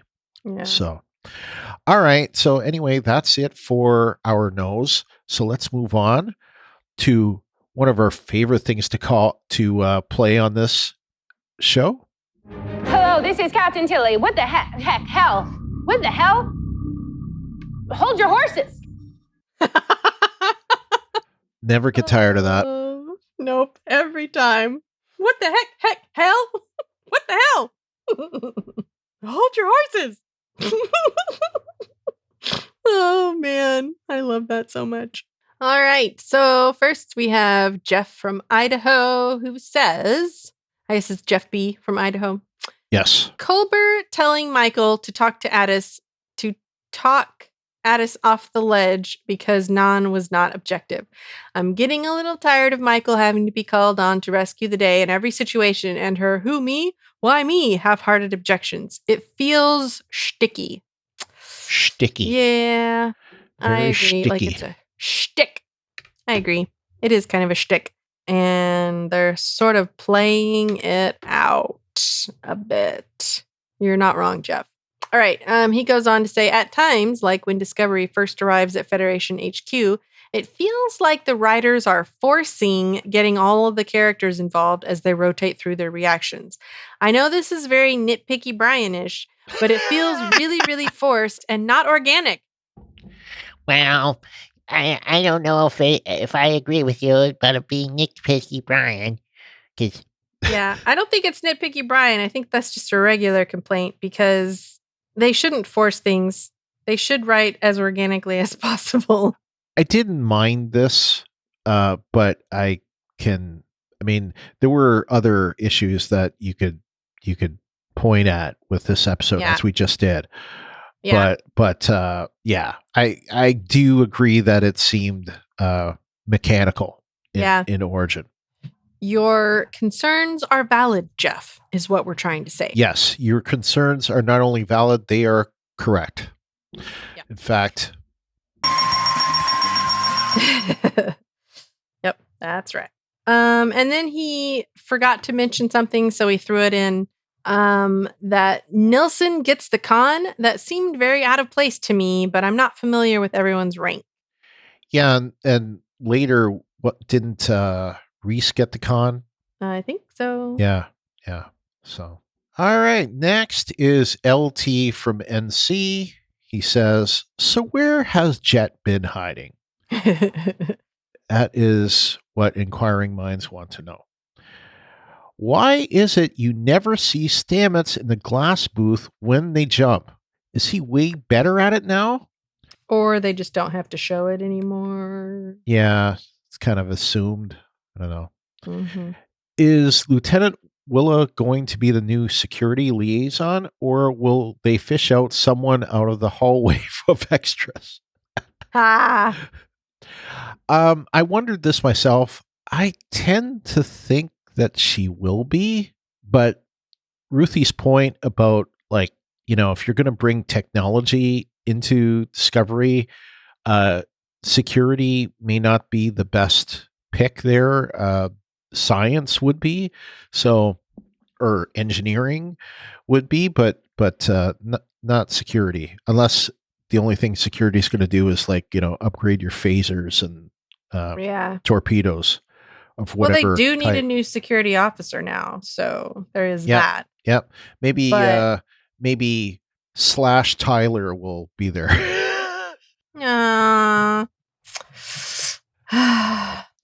Poor Tyler. Since we only saw one admiral at HQ, will he do double date?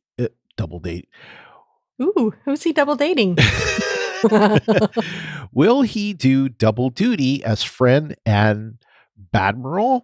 I don't know. I kind of got that feeling a little bit in this episode, but I don't know. I thought that if anybody's going to be a badmiral, it would be the guy that interviewed Giorgio. So yeah, we'll see. I really think he's Section 31. I really do. I completely agree with you. And I also don't know. I mean, okay, this is kind of a sidebar. Is Giorgio supposed to be in the Black Badge series that they talk about? But yeah, we don't know if it's coming. Yes, she is. So somehow she's getting back to the past, unless not the future. Unless she is running Section 31 in the 32nd century, which is totally possible. So, I don't know about that. Yeah. I feel like she is going to get sent home. And I think that might be, honestly, I don't think that her, the after effects, I guess you could say, of her interview are physiological. I think they're psychological. And I think it's more in the line of that guy gave her a lot to think about. Like, we can send you home. So, I don't know. I mean, I wondered about that whole thing about how there hadn't been a successful crossing or a crossing period in 500 years, and what that was all about and why that was, in fact, the case. So, yeah. Don't sneer. He continues, he says, so we knew they sealed the records, but apparently there isn't a Starfleet book of secrets like National Treasure that had commonly deleted information about Discovery. Look, if David Cronenberg was the future Section 31 guy, wouldn't he know? You would think. Maybe he does know. I don't know. Yeah, he's just not sharing. Yeah. Maybe. Yeah. Who knows? Maybe he knows. I don't know. Maybe he does know. Yeah. All right. That's it for LT. All right. Clint from Indianapolis says, she's been on screen quite a bit, but has Lieutenant Nielsen actually talked this season? She did actually talk in this episode. She has had a few lines here and there, and I think we talked about the fact that she'd had some things to say. I don't know if it was last episode or the episode before, but pretty much all of the those characters have been getting a lot more screen time. Wes from Minnesota is last in the whole drawers, as he says, more of Philippa here. She seems to get her debriefing down with that interrogator down to a science. It was all too brief. Well, Wes, we just talked about this. I don't think we did. She got the debriefing with the holograms down to a science, but the David Cronenberg type guy, I don't think that she did. Obviously, there was something going on with that. So yeah, I mean, he had her number, that's for sure. He's like, I don't think you would tell me truthfully. And she's like, yeah, I wouldn't. And the only way I'm going to learn anything about you is by the questions you ask, which I'm like, that is very true. Yeah, it is. And true. he didn't seem to have any qualms about answering any of the questions that she asked. He really just wanted to get her talking. And it reminded me, honestly, it's kind of funny, but I don't know how much of a fan of the Marvel Cinematic Universe you are, but there's this one scene, I can't remember exactly which movie it was in. They all kind of ran together for me when I rewatched all of them recently. When the Black Widow is tied to a chair and she gets a phone call and she tells, I think it's Nick Fury on the other end, they're giving up everything. Oh, yeah. I remember that. She's in the middle of an interrogation. I'm in the middle of an interrogation right now. They're giving up everything, basically based on the questions that they are asking her. Right. You know, it's kind of like, I'm the one in control here. That kind of gave me that kind of vibe. I thought it was funny. I was like, yeah, that seems accurate. Yeah, I agree. All right. Well, what do you have for Hold Your Horses? I understand the idea behind the seed vault, but what I don't get is with replicator technology being what it is, why would they actually need a physical seed vault? Like, why is that necessary? Or is this a physical seed vault? Or what is this seed vault thing? I'm like, I get it. You need a seed vault, but why is it physical? And or why is it in the middle of nowhere? That kind of makes sense to me too, because most of the seed vaults on the planet Earth are sort of off in the middle of nowhere. Okay. So that they would be untouched by any, disaster, whatever thing might befall us. But seriously, with replicator technology, I would think being more advanced in the future, especially with moldable matter or whatever they call it. I don't know. I didn't understand the whole need for a physical seed vault. If that's even what that is, which I couldn't quite tell. That is what I understood it to be. Yeah. So I need someone to explain it to me, why it has to be a physical reasons. Seed vault. Okay. I mean, I understood why they needed like a pure sample. But I don't know. A pure physical sample? Yeah. Yeah. But I mean, they couldn't figure that out. Like the technology isn't so far advanced in the 32nd century that they couldn't like extract out the issues from the mutated seeds to come up with I don't know, that was it was a stretch to me, just in general. Anything else? Yes, I didn't honestly. When Michael says to the security officer, "Better hold on to something," I was kind of like, yeah, we've seen newbies jump before, and it's always unsettling, but that felt sort of a little overdone to me. And I feel like for Michael to say that to her, she should have had a more pronounced reaction. Mm-hmm. Yeah. Like maybe falling over and puking from her loss of equilibrium or something, I mean, like, but have we ever seen anyone like fall over and whatever from, react that strongly? Like everyone's reaction is kind of like, whoa. Yeah. But has it ever really resulted in a seriously pronounced reaction rather than, I would really think, honestly, instead of you better hold on to something, more like, hey, get ready or brace yourself. Yeah. Like to me, hold on to something means you might fall. Yeah. Yeah. So that was kind of a hold your horses for me because I'm like, if someone tells me I better hold on to something, I'm expecting it's possible I might fall. Yep. Sort of the same with brace yourself, but a little bit less so. Like brace yourself is kind of like we're going to experience some turbulence maybe or something. I don't know. And then like just a general get ready is more, I think, in line with the reactions that most people have. Like that's really what you would mostly need is just a warning or something. I don't know. Yeah. I just kind of that's totally nitpicky and I get it, but I was having issues with this when I'm having I don't think it's nitpicky at all. Yeah, when I'm having some issues with an episode, it kind of like it starts to pile on. Yeah. Like the big issues, the small, okay, when there are no big issues, the small issues don't bother me as much. When there are big issues, all the issues start to pile up.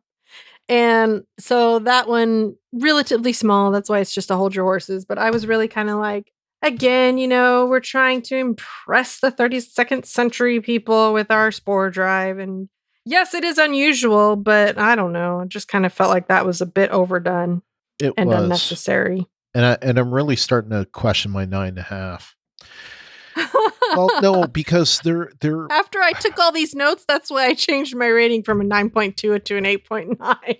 Well, I mean, I am kind of, I think a lot of it had to do with all the coolness, and that's why I gave it a 9.5, and especially the coolness of the cold open.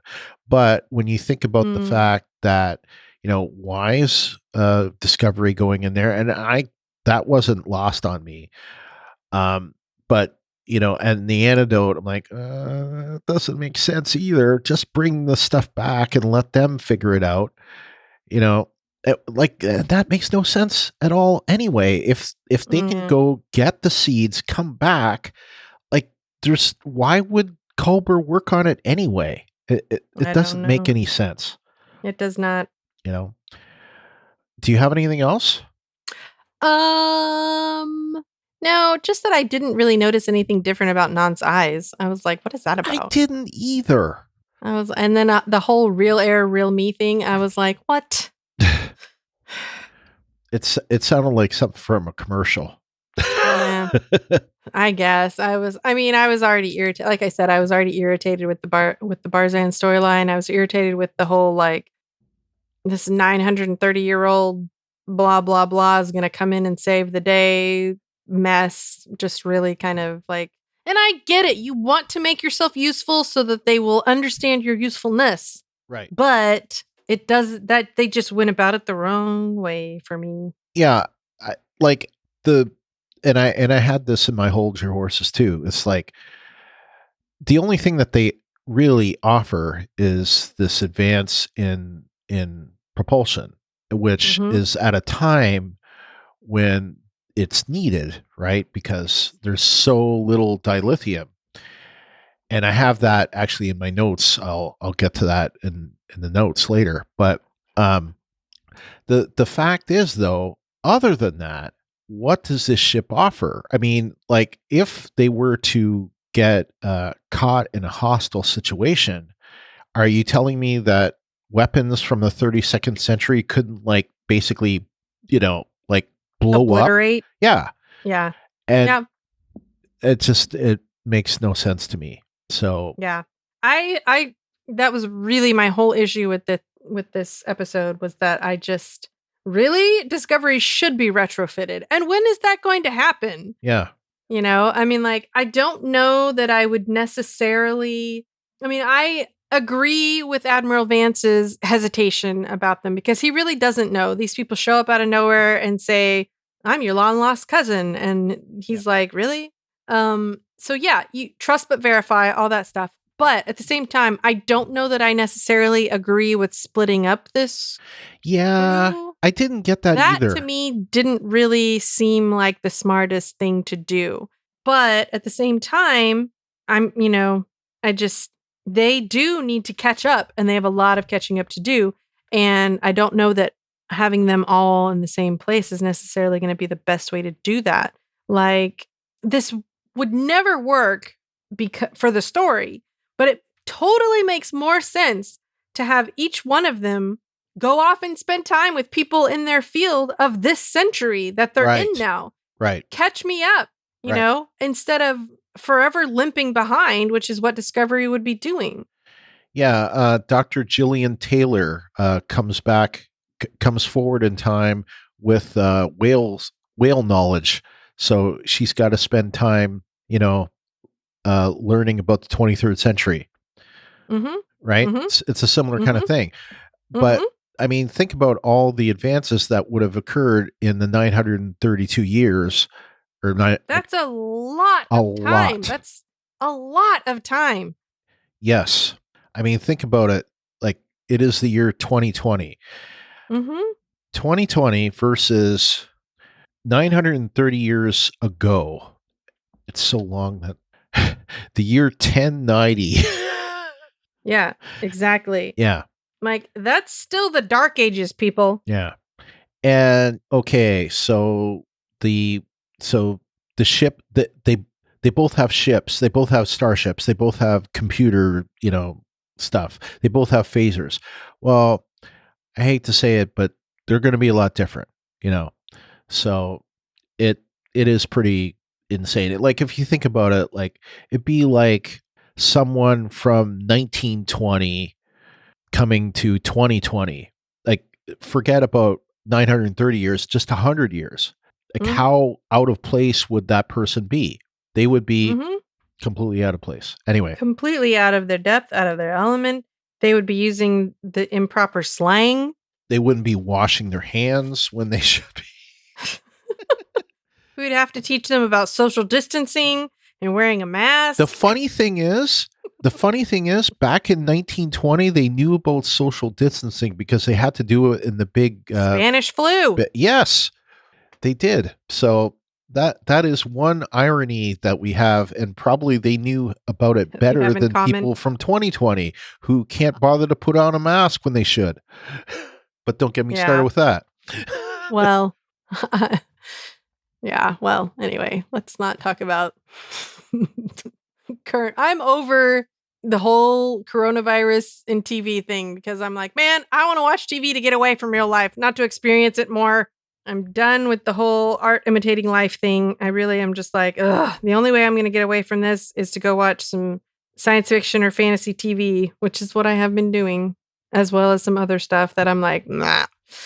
Anyway, the point is, I feel like we're beating this dead horse. We keep saying it over and over again, but it just, yeah, the idea of people who are so far in the past having any kind of meaningful impact other than this drive, the spore drive transportation that they can offer. And I feel like if they were really to sit down and study this, which is Stamets' life work, they would be able to come up with an interface and a way to put it in all the ships so that suddenly Starfleet can be relevant again. Right. I feel like that's what they should spend time on, not whatever's happening in Starfleet right now. Like suddenly, I mean, this is a gift. Someone shows up with, if somebody from the year 1090 showed up at my house and said, hey, I have this perpetual energy device that I would like to give to you now so you can power everything in your life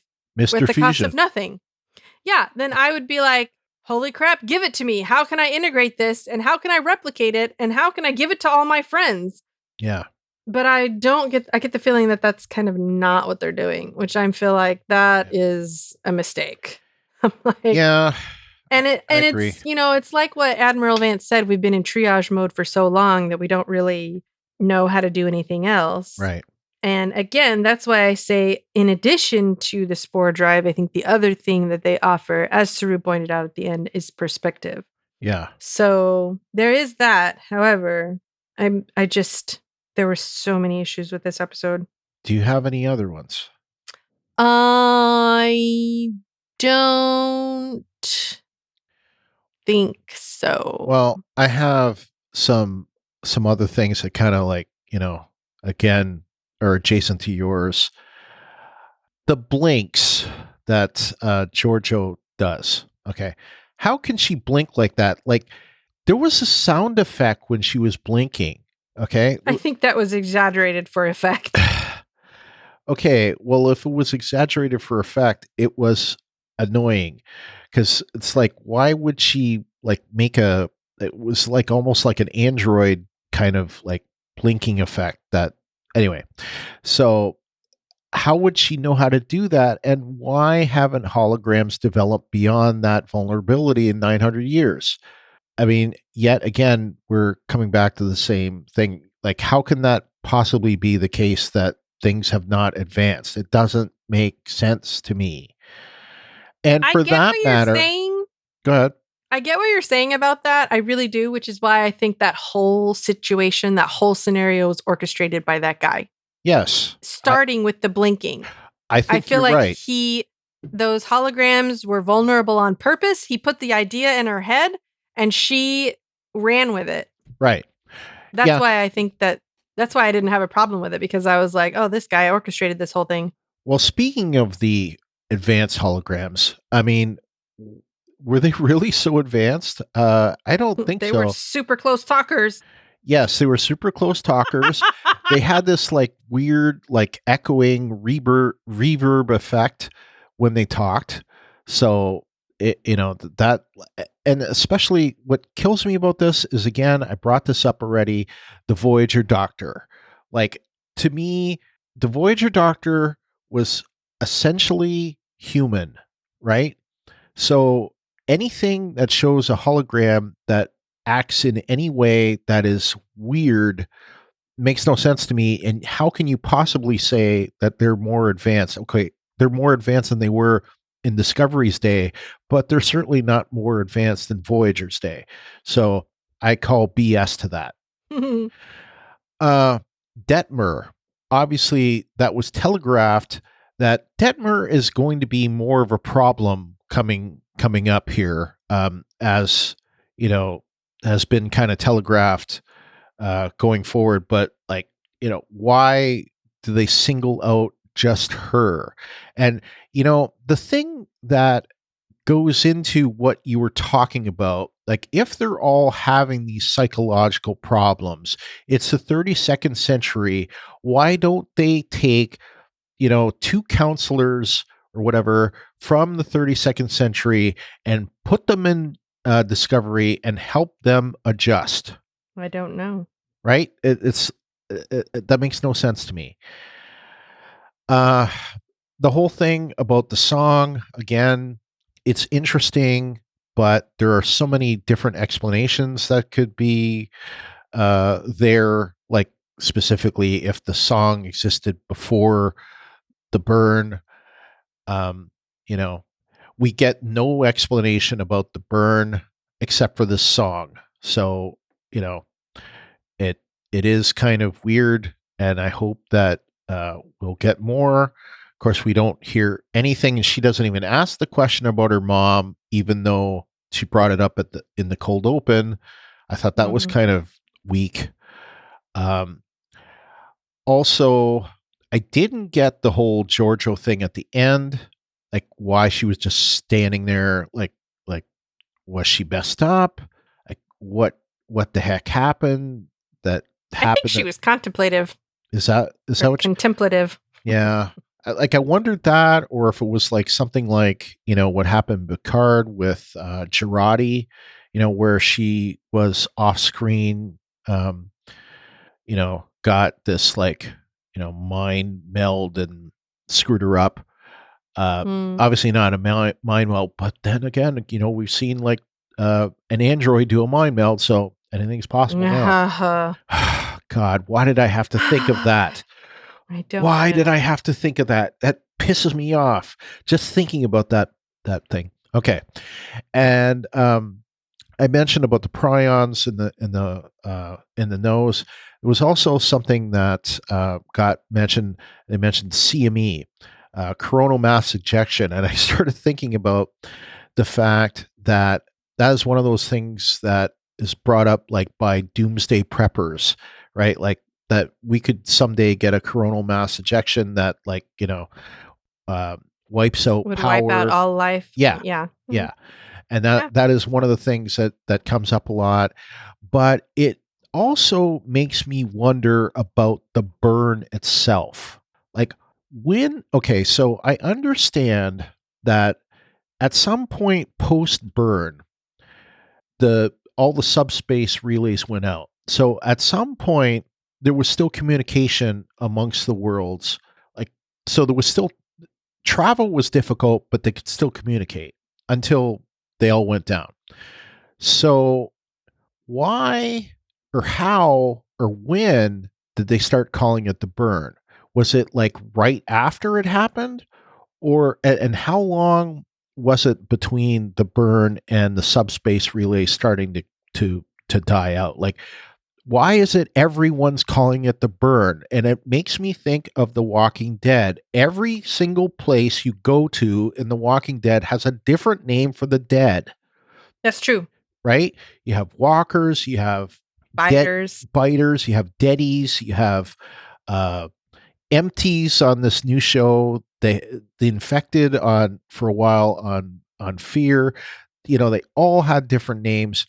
Every single place had a different name. Why are they all calling it the burn? That's what I don't get. So That's a good question. yeah. They wouldn't all necessarily know to call it the exact same thing. Exactly. So unless they started calling that while they still had the subspace relay. Exactly. Yes. That is my exact point. And I wondered that. It's a good question. Yeah. I don't know. Yeah. I just hope that they will answer those questions sooner rather than later.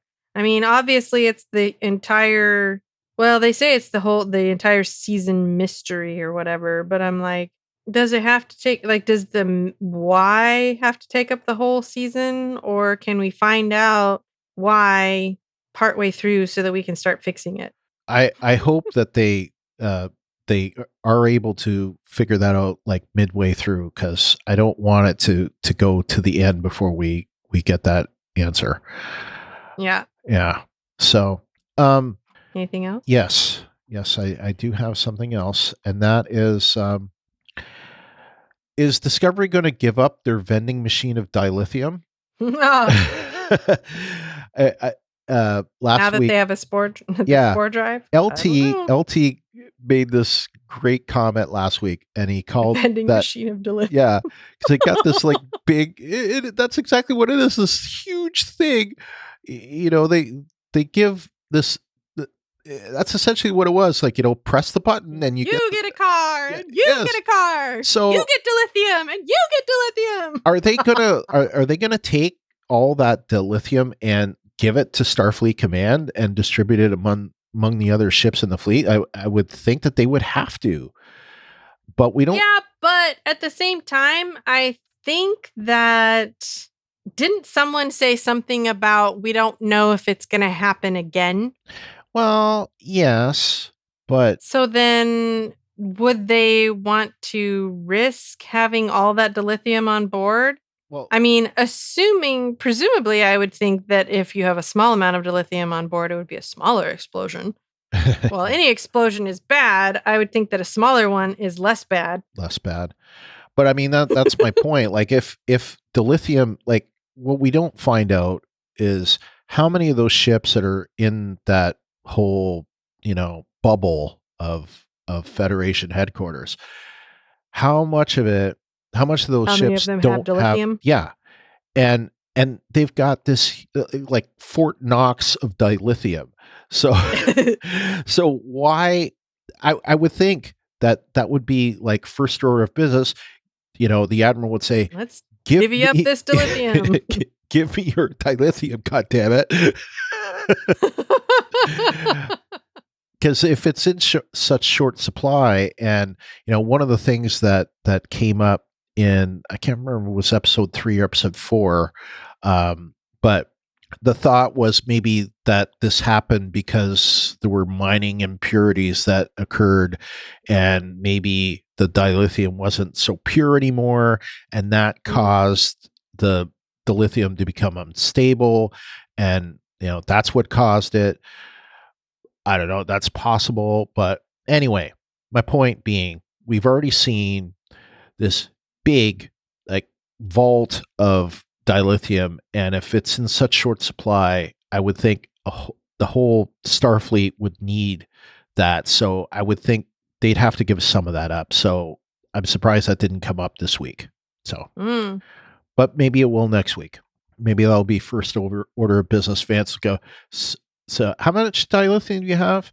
And you know, so we'll say, we have 492 crystals of dilithium, and say, give me 490 of them. And they'll pass out. Shock. Yeah. It'll be all those captains. All the captains will have their jaws dropping, and you know. Yeah. What? Well, apparently in Earth has been hoarding dilithium. Right. So it's not like it's not available anywhere. Right. It's just less available. Less available. And we still don't really know what the nature of all of that is. It's just so strange. I'm like, what?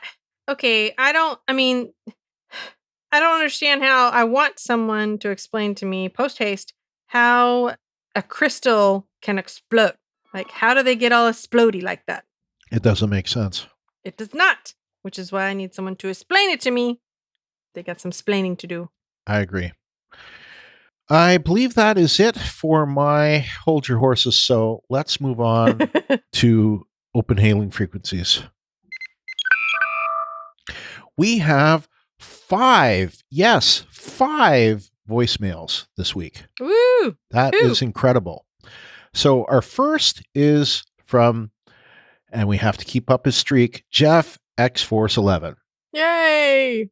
Hello, Brian, Ruthie, and Star Trek fans. Man, oh man, what an interesting episode. I loved getting to see the future of Starfleet and really enjoyed getting that hint of the J version of Voyager. So happy that the fleet continued on with that designation. And who knows, we may get to see more of it. Maybe not. Maybe that was just a nod. But interesting episode. I thought it was an interesting introduction to Starfleet and the Federation and how things are going. I'm interested to see if our Discovery crew will eventually adopt new uniforms and incorporate some of the technology in that the future obviously has. But I'm looking forward to seeing what's going to come next. I think it's raising great storylines. I think this season has done very well with upping the ante, keeping solid storylines and writing. I'm just really enjoying this season. I think it's very strong, the strongest yet, and I can't wait to see what's next. All right, those are my thoughts. X-Force 11 is out.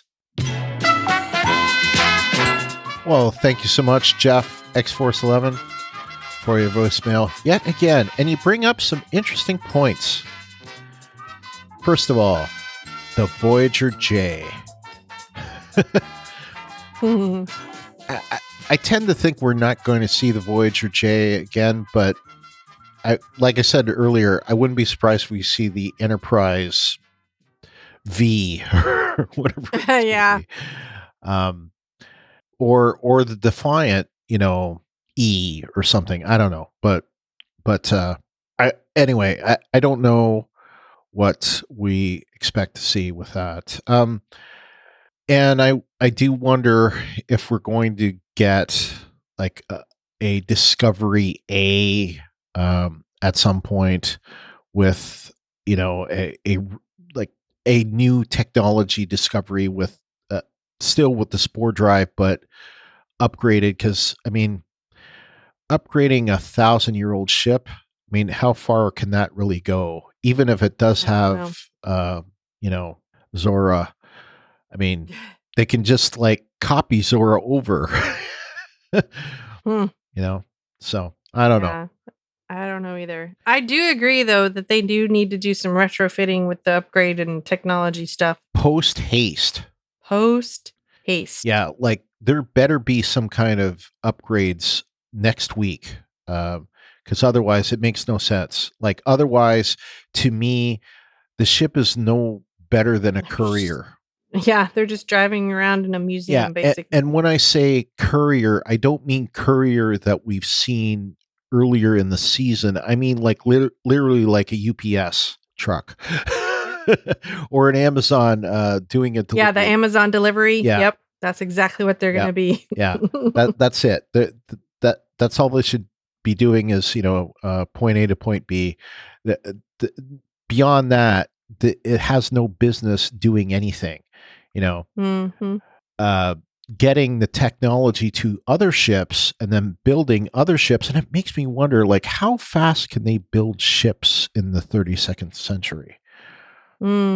Makes I me know. wonder. Anyway, Good question. I also wondered as well about new uniforms. I tend to think we probably won't see a change in this until next season.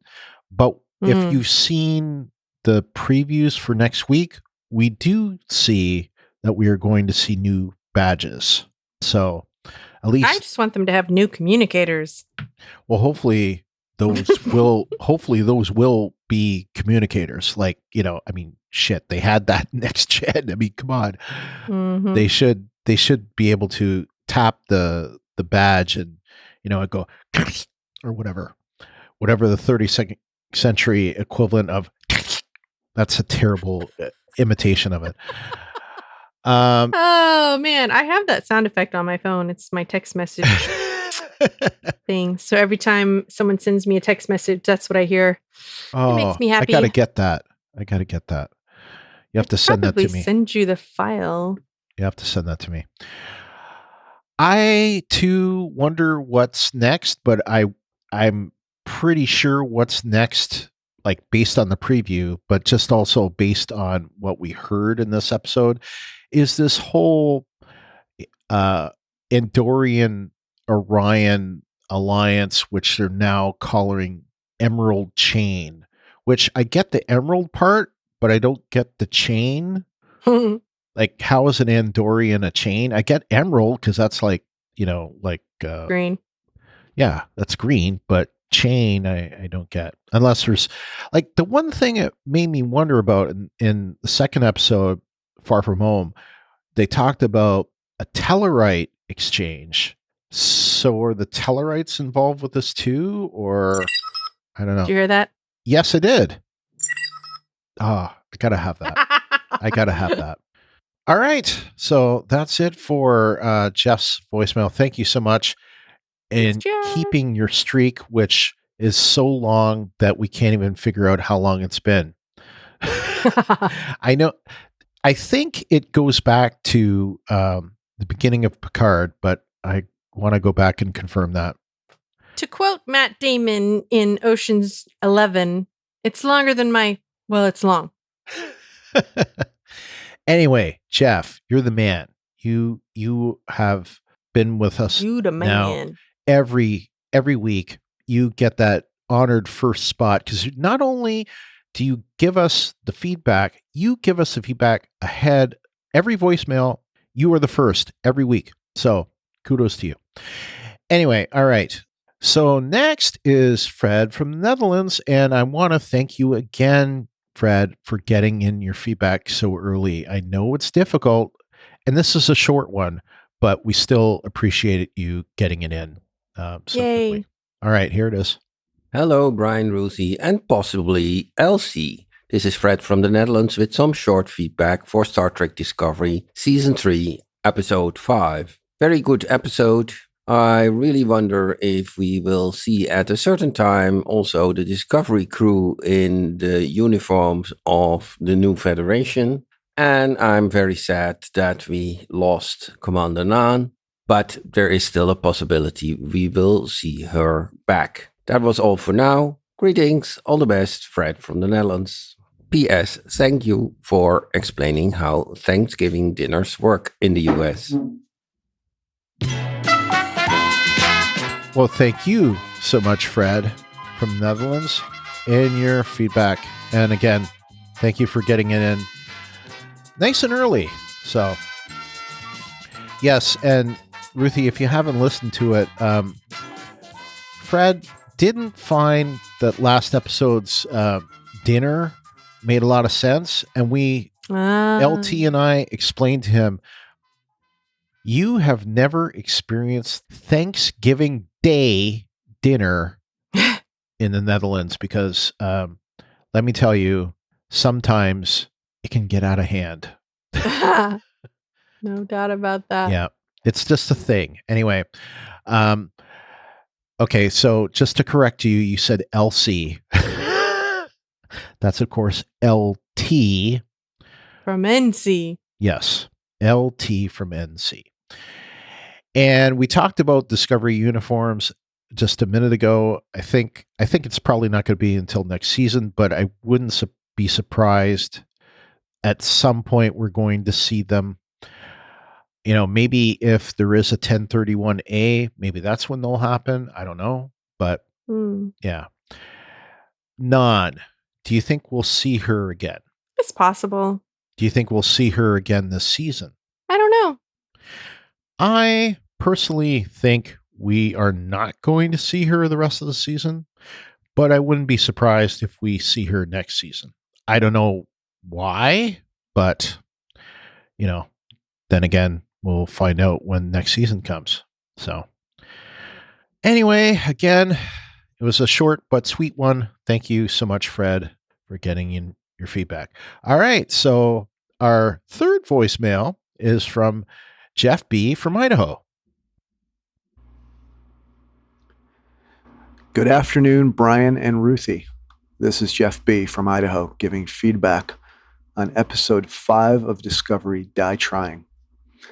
I rated this a 9.8, reigning Starfleet officers, as I said in my written feedback. And I am 100% with James, Moore, Jet, Reno.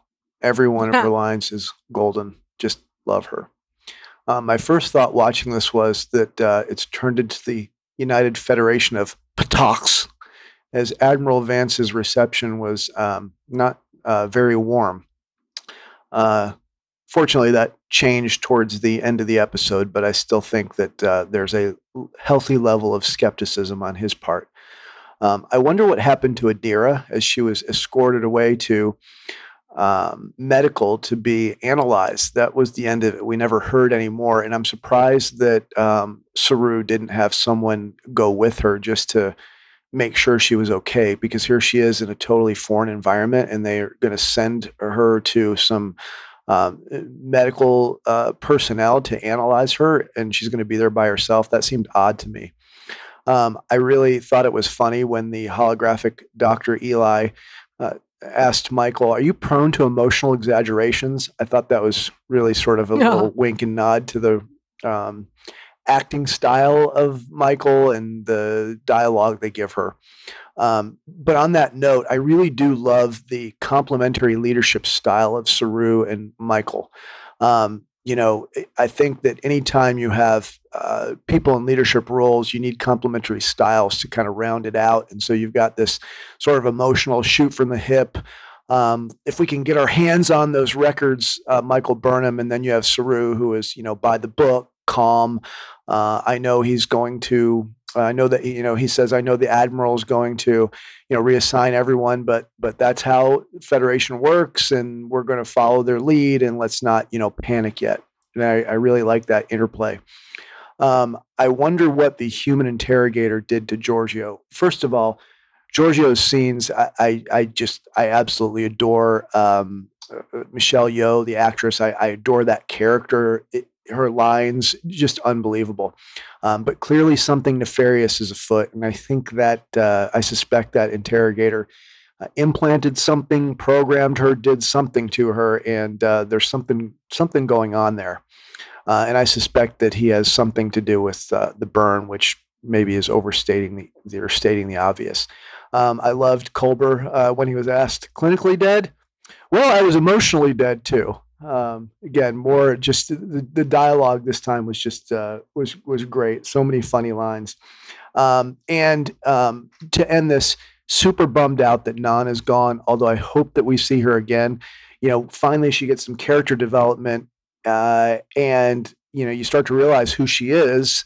She's this likable character, and then they leave her, thousands of light years away, or hundreds, or wherever she was. But I do hope that we see her again. Anyway, great episode. Hopefully Ruthie's back for this podcast. Look forward to listening to it. Love you guys. And that's it. Well, thank you so much, Jeff, for your voicemail, and a really great voicemail, by the way.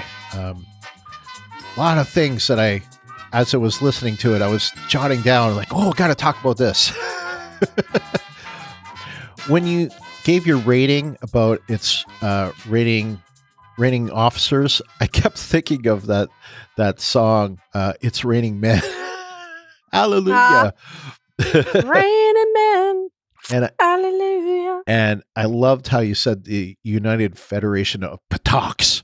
So, but I mean, I do understand his skepticism because, Yeah. I don't. The question that I still have is how did no one come across the mycelial network in 900 years? Yeah. You would think that someone would have stumbled across the same conclusions, but Yeah. independently, but even if it's not part of the Federation, but someone else, like the Borg, or Yeah. who After knows? all, they got the slipstream, right? Right. So Right. I love the fact that you brought up something that I wanted to bring this up myself, but then when I listened to your voicemail earlier today, I just didn't want to cover it. So I wondered myself, they bring up Adira, and when she first comes in there, it's okay, we're going to examine you, and then we never see her again. So what happened to her? Is she still there? What's going on? I thought it was odd. So kudos to you for bringing it up before I actually put it in the notes, because yeah, I wonder that too. The point you brought up about Eli, that was the medical hologram. That's why I rated it what I called it, the 9.5. prone to emotional outbursts. 9.5 commanders prone to emotional exaggeration. So exaggeration. Yeah. Yeah. And I love that. I think it's funny. But that's exactly why I picked that as my rating. But you bring up a good point. It is a good point. Her acting style is kind of sometimes emotionally exaggerated. At the same time, though, she was criticized so much, or at least the character was criticized so much about her being emotionally wooden in season 1. It's so funny how the same character that was criticized for having no emotion is now criticized for having too much emotion. Yeah. It's like damned if you do, damned if you don't. And I had it in my notes, but I'll bring it up here. I happened to notice that Eli had this really stupid looking, very small bow tie. And I wasn't sure if I didn't see that in the other holograms, but Eli specifically had this bow tie. And of course, like you mentioned, Ruthie, he had a very close talking issue. He was a close talker. Made me think of that episode of Seinfeld. Made me think of that episode of Picard. Yeah. Oh yeah. With all the holograms. When he kept getting in Rafi's the hospitality hologram. Yes, the hospitality hologram kept leaning way over, and she was like, "Yo." Yeah. It was funny. I think made me laugh. The Saru versus Burnham thing is going to be really interesting through most of the season. I think eventually it'll kind of settle down, but the point being that a couple of episodes back where I wasn't buying this whole thing about how has she changed, why has she changed, and all that. You can definitely see differences in how Burnham reacted in the past versus how she's reacting now. She would have fallen in line with Saru versus now, she's having these kind of emotional outbursts, and not always even in what she's saying. You can just see her acting on her reactions on her face. Yeah. And of course, Saru can't react. A great face actor. Yes. Yeah. That was, I think, brought up last week, or maybe it's in the notes this week. I don't know, but someone said that. It is. Yeah. We said it at the beginning of the podcast, and I wholeheartedly agree. That's right. It was in the beginning. human interrogator. Yes, we talked about this before, but I wonder what he did. It seemed like he maybe did something to her. You mentioned maybe that he just gave her things to think about. I think he just manipulated her, honestly, and I don't think that she's accustomed to being manipulated. She's the ultimate manipulator, but she got manipulated. Like the ultimate manipulator got manipulated. That's what it seems like to me. Like someone actually out manipulated the master. And yeah, I really hope that we get to see David Cronenberg in future episodes. I don't know if this is a one-time thing or not. I haven't heard anything whether he's like a recurring character or not, but I thought he was great in this episode. He, like I said before, he's really creepy and weird, and I just thought he totally worked. And I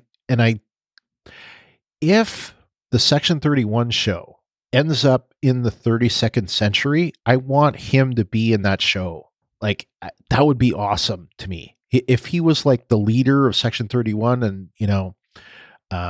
Michelle Yeoh was kind of like the Michael Burnham of section of that show, or kind of like the captain, like Picard and Cronenberg's somebody mentioned this character's name, but I can't remember it right off the top of my head. But anyway, if he was the admiral and she was like the captain, I guess you could say, going about the missions, I would love that show. I could already tell that would be really cool. So I'm sold now, where I wasn't really sure. Now, if it ends up in the 23rd century or some other century, we'll see. But there's so many things that need to align. Isn't Ash Tyler supposed to be in it as well? It's never been confirmed that Ash Tyler was going to be in it. I mean, Ash Tyler could very much still be in Strange New Worlds. I would think he's going to be in something. It's just a question of what. And we do know that Strange New Worlds. Because the last time we saw him, he was in Section 31. Right. So Right. We just don't know. Like, we know that Michelle Yeoh is connected to that show. We just don't know where she's connected and who else is connected to it. We only know one actor who is connected to it, and that's her. Anyone else, we just speculate on right now. So, did he program her? I don't know. We talked about it, so I still don't have an answer. The question of, was he responsible for the burn? I don't think so. I think he's still. I don't think so. Yeah. Like, he may be kind of pulling strings, but I don't think he's pulling that string. And for that matter, what would he gain from that? Yeah, I don't know why he would. He wouldn't, I don't think. It makes me wonder if the mom is responsible, but I'm still kind of trying to figure out how or the mom? Why. Yeah, like Gabrielle Burnham. Because there is this Michael's mom. Yes, there is this theory that I've heard. It's not a theory that I came up with, but the reason why they call it the burn is because of Burnham. So maybe it's a Burnham that has caused it. I don't know. Maybe we have to get answers about her mom at some point, whether she's connected to the burn or not. I don't know. There's not enough information for me to speculate at this point. And I would try to speculate if I could, but I can't. So, and you mentioned about non-gone. I think that I wondered why she was there. That was the main thing. And I agree with you, Ruthie. It was like one of those things. It's like, well, okay, just because Ariam died, or that like she a warrior. pressed, yeah, like she pressed the button, to eject her. I don't know. And yeah, warrior. I mean, she was. I don't know. I anyway. I agree with you. I don't really see it, but I don't know. I could be I could come up with reasons for and against. I don't know. So, do you have any other things to mention that I didn't mention?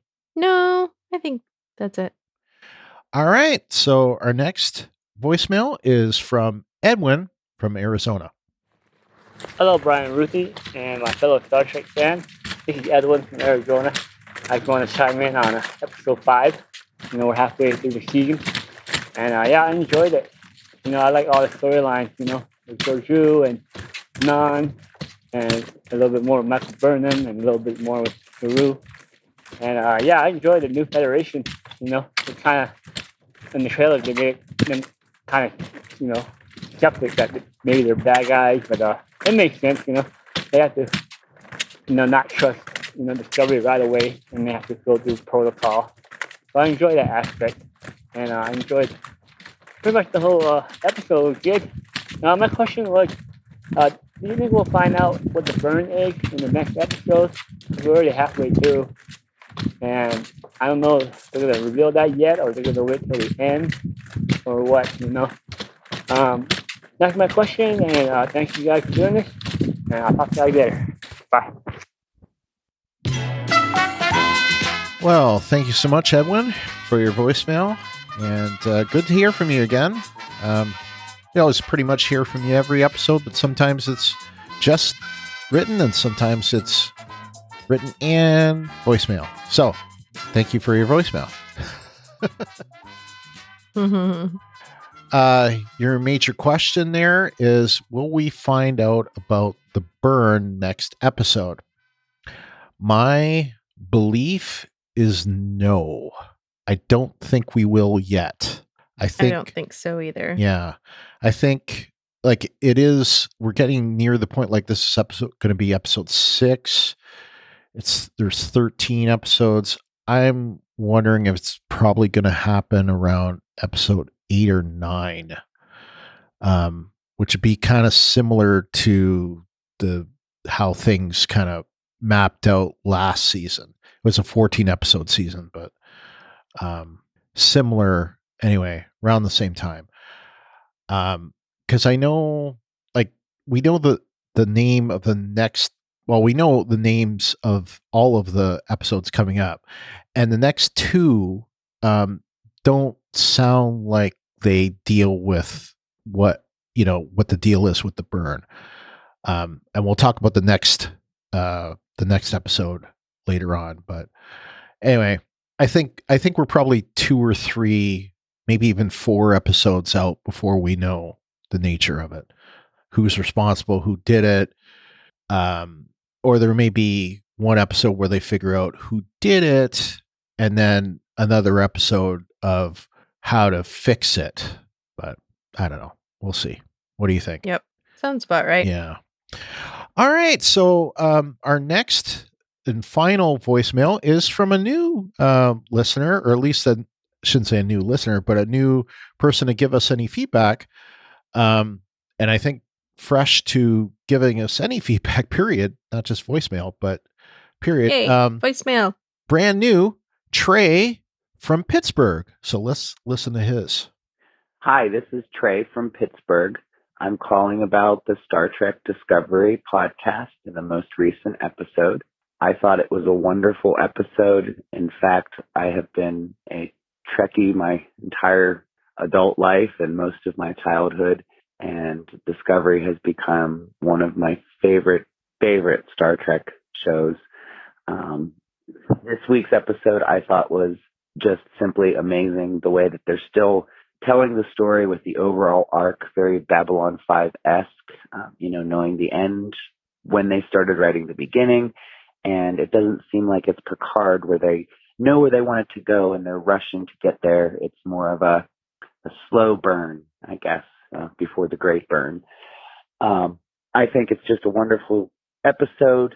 The small moments that you had each crew member speaking, they only had, a minute or 2 of airtime in total, but you got just enough lines out of them to show that they are connecting as a crew and that they are. I really enjoyed Michael's speech whenever she was convincing him to give them the seeds And, whenever she was speaking, they had a little bit of an echo on her voice. And she spoke just a little softer. It was almost like they wanted to have that Captain Picard wise speech happen, and they almost made that happen by changing her voice and the tone of her voice. If you listen to it, you can kind of hear that echo. I just thought it was a great episode all in all.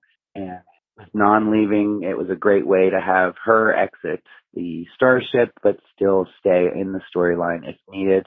Again, I'm a big Star Trek fan. Discovery season 1, season 2, loved it. Season 3, I am hooked. I enjoy your guys' podcasts. Just discovered podcasts. You're actually the only podcast that I listen to, and I just enjoy it. And I'm very, very, very, very happy that you guys continue to do all the work with Talk Through Media. Hope to hear you guys soon. Bye. Thanks, Trey. I loved listening to this voicemail earlier today. I almost cried because well, yes, I cry. We all know this. But but the point being is that I love the fact that you've had this connection to us, and this is what we're trying to do. We're trying to connect with our listeners, and a lot of effort is put into this podcast, believe me. So anyway, Trey, loved what you said about us. Thank you so much for the compliments. I'm blown away with the fact that it's the only podcast that you listen to. I don't know if it's something that you picked up on YouTube or what, but I am curious. I agree with you that it is also, I think I can safely say that it is my favorite Trek. And I mean, I have such a strong connection to Next Gen and to DS9 that for me to be able to say this about Discovery, it's high praise. Believe me, it's very high praise. But I agree, it just blows me away every time I watch this show. Even when I go back and watch the first couple of episodes of the first season, it still blows me away. Even with the problems that it had, it still blows me away. Mm-hmm. So, but Babylon 5-esque, I mean, I think it's clear. I think this season, it seems like they had a better handle on the whole story from start to end versus the first 2 seasons when they kept, changing showrunners and that. With Kurtzman and Paradise like being in charge from the beginning to end, I think that can only solidify the show, and the fact that they are also in control for season 4, and that shooting has begun on season 4, I think is just fantastic. So yeah, this show, it's the best thing on TV as far as I'm concerned. I know not everyone will agree with me, but for me it is. So slow burn. I thought that was punny. So but yes, it is a bit of a slow burn, in fact, that we're not getting all of the questions answered about what the burn is and that, but we're kind of dealing with things like, if you think about it, the fact that the Federation has kind of, hasn't completely like gone away, but that it's certainly dwindled. I think we need to go into certain aspects of that and kind of tell the story there. So I like what they're doing. I like the fact that it's definitely more episodic than we've had in the first 2 seasons, but at the same time, it also fits into the whole season arc. So I don't know. I think it's good. Connecting as a crew, yes. And I echo, no pun intended, because that's the next thing I was going to say. What you said earlier about the fact that why would Vance think about like separating them, except for the fact that you also bring up the fact that they would need to be taught how things work in 1,000 years from where they were. And I can't imagine that that would be an easy task. You know, this isn't like, you know, go get your GED, you know, or go take the SAT test. It's a little more involved with that than that, because I imagine that there would be entire areas of science and engineering and security, for that matter, and medicine that didn't even exist in 2258. So, you know, a lot of education that needs to happen. So anyway, to me, you can keep the crew together, that's fine, but you would need to have additional crew added to Discovery, both to retrofit it and to get them up to speed. So you could keep them together, but you still need to educate them on what the 32nd century is and the technologies that are available. So I don't know. That's my take. Yeah. Yeah. I did not pick up on the echo and the little softer Picard-esque stuff. I didn't get that either. I didn't get it, but I'll have to go back and listen. Yeah. I can't say I was sad to see her go. Honestly, I mean, she was just there. She had some awesome scenes, but like if they sent Tilly off, then I would have words. But Non, I was just kind of like, okay, bye. Right. You know, then again, when I think of Dawn, I think of that awful, that one scene in the season finale where she and Giorgio are talking, and, you know, they're talking about getting Leland, and her response was, yum. Mm-hmm. That wasn't good. So that wasn't a good way to make me think about the character. So, all right. We only got one other piece of feedback that didn't fit into any of the other things, and that is from Aaron from Akron.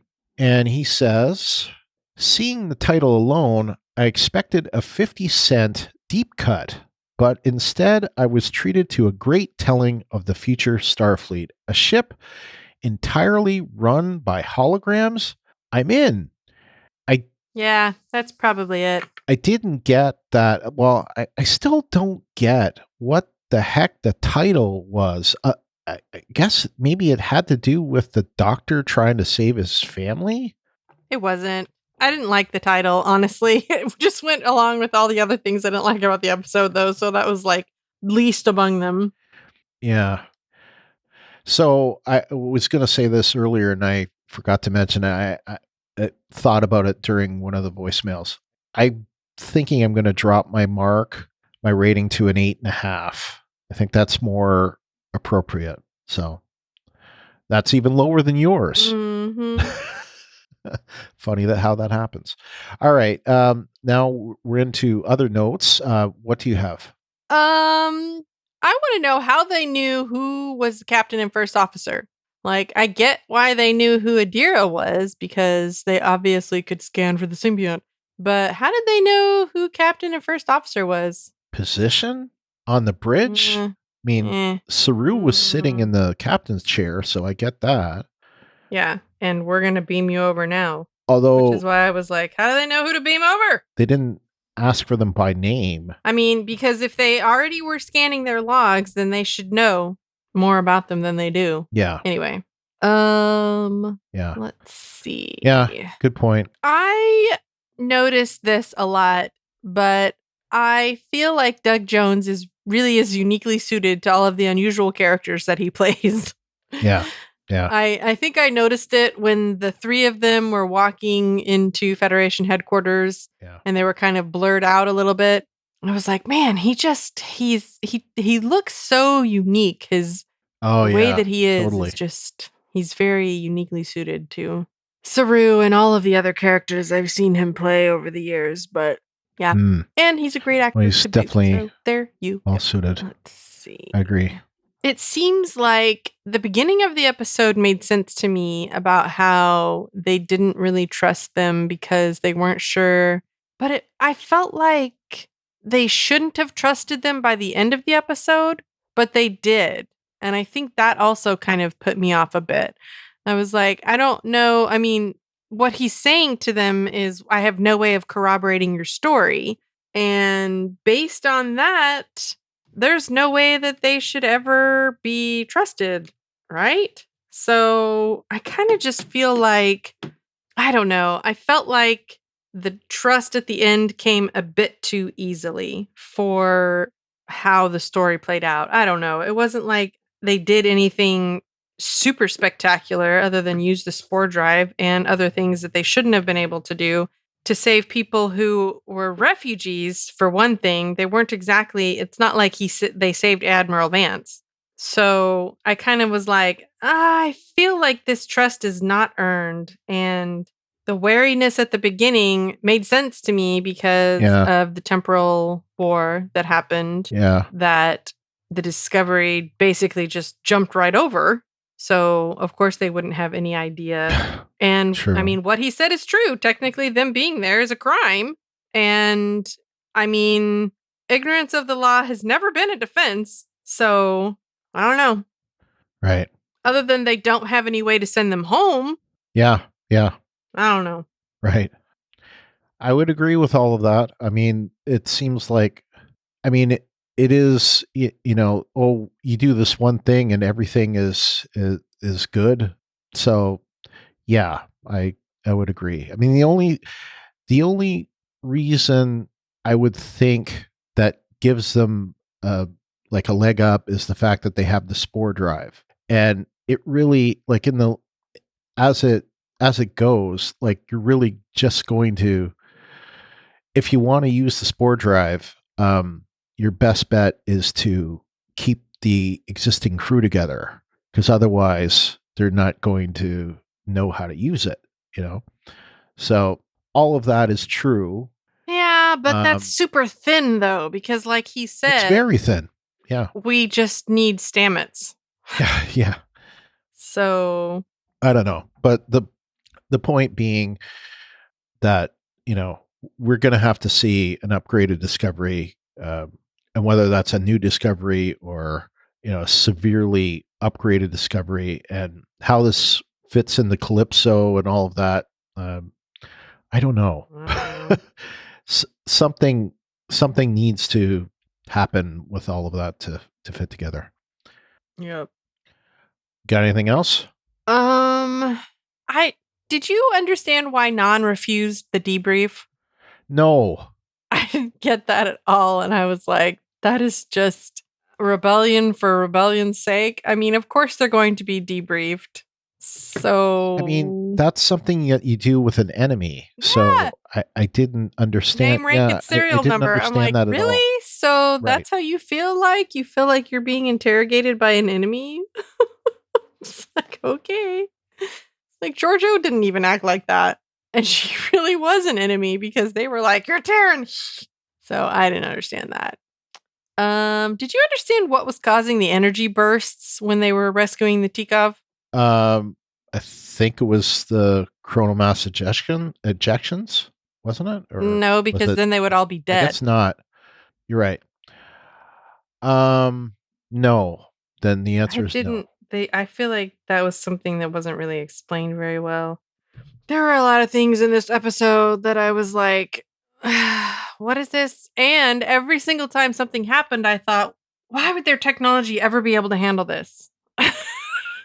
That's just all I could think was that. And honestly, I've thought that about most of the encounters that they've had with this season so far. I'm like, I don't understand why they're not why they haven't been destroyed just 5 times over so far. When they went against Earth and Earth shot them, and they went from, like, you know, like 100% shields to 0, you know, it's like, okay, well, why did it just go to 0? Why did it just like go from 100% to destroyed?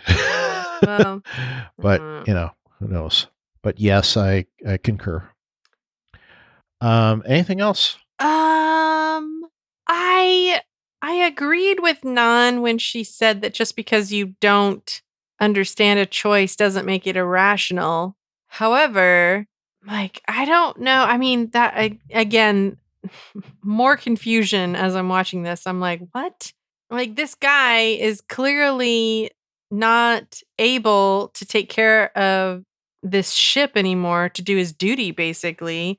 And so they're going to let him stay. I'm like, can't he be reassigned? Why does he have to stay there? Because he thinks that the cure for his dead family is there? I'm like, and again, the only explanation that we get for that is that Barzans see death differently. I'm like, well, like I said before, yeah, but can he see death differently on his own planet or something where he can try and, I don't know. And I didn't even understand that. None of that made any sense. How is he going to cure a dead person? No. You know? You think what he's looking for is time travel, okay? And you're not going to find that in a seed. So I've seen people go off the rails before in many different science fiction shows trying to fix a death. But usually it's time travel, not a cure. I mean, I agree with you on this. It didn't make sense in the fact that you've got this doctor, quote unquote, who is trying to cure the dead. He's and not necessarily like a doctor of medicine. He could be a doctor of philosophy. Or a doctor of plants, That's still a PhD. Right. But it's still, it doesn't, like, it's not necessarily a medical doctor. It could be a botanist or whatever. That's not really explained. But the point being that,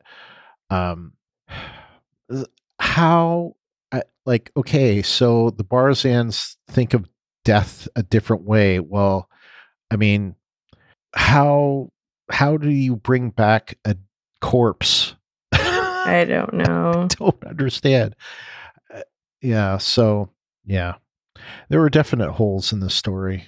I mean, the more that I think about it, the more I have to admit. So, I mean, and yes, that cold open was really cool, but it went downhill.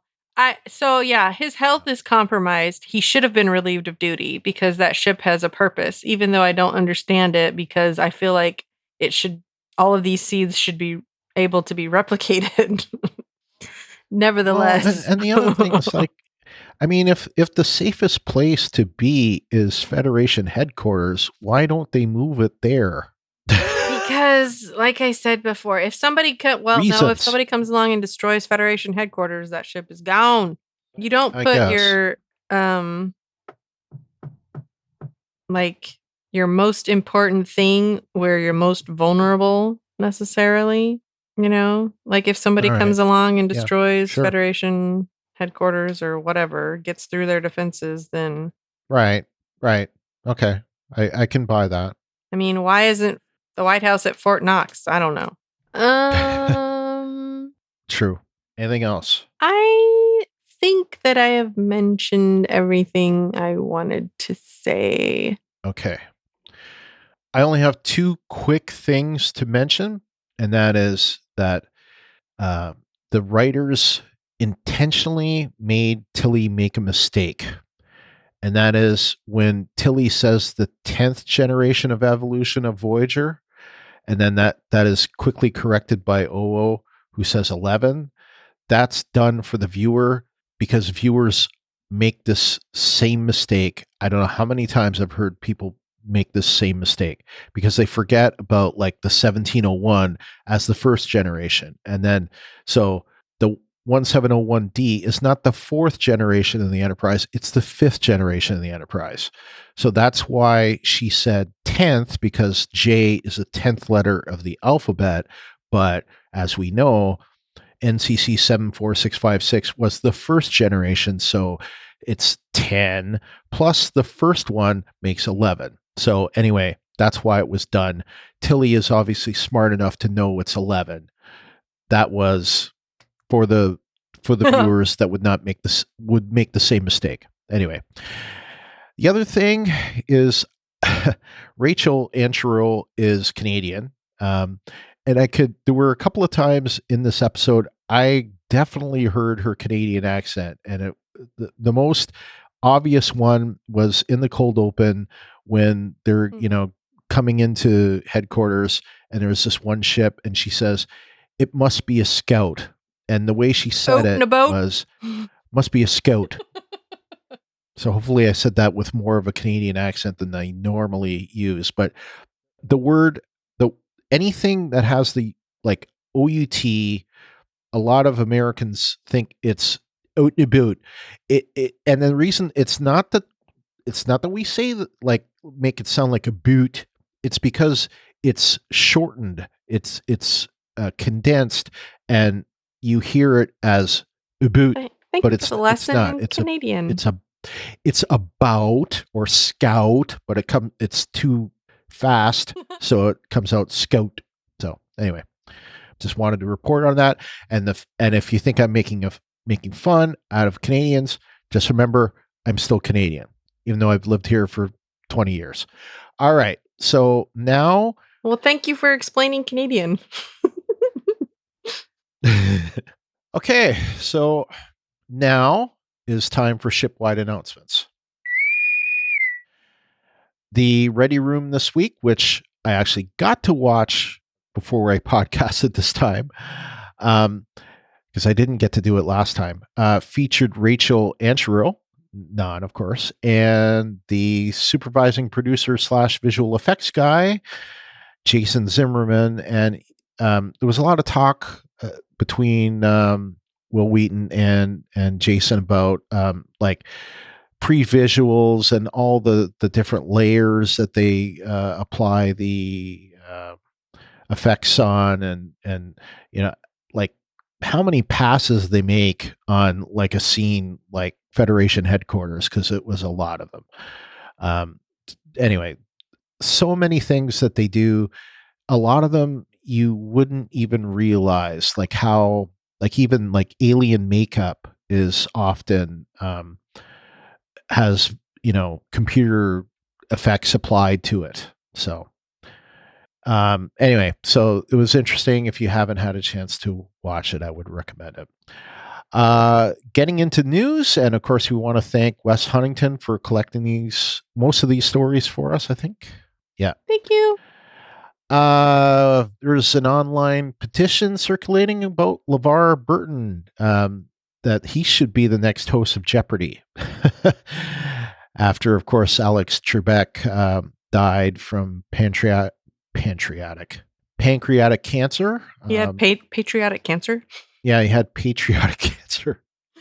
Anyway, yeah, pancreatic cancer on November 8th. So I'm not sure who started this petition, and I don't know why he would be a better host versus other people, but I don't know. I think it would be cool. Who else is in the running? I don't know. Oh. But it's just a petition, so. Well, that's very sad about Alex Trebek, not about LeVar Burton. Yeah. Unfortunately, he had pancreatic cancer, and that's one of those cancers that it's like they still haven't gotten anywhere near being able to treat that very well. Like the only person that I know that's ever like lasted even more than a year or two is Steve Jobs. Beyond that, I think pretty much once you have pancreatic cancer, it seems to kill you very quickly. I don't know. Not to be morose.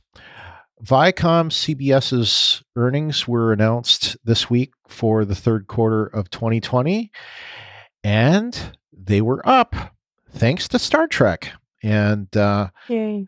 Yeah, there were a lot of things mentioned specifically about Lower Decks. That was mentioned a lot in the earnings call. And of course, that was mentioned because the third quarter had Lower Decks playing.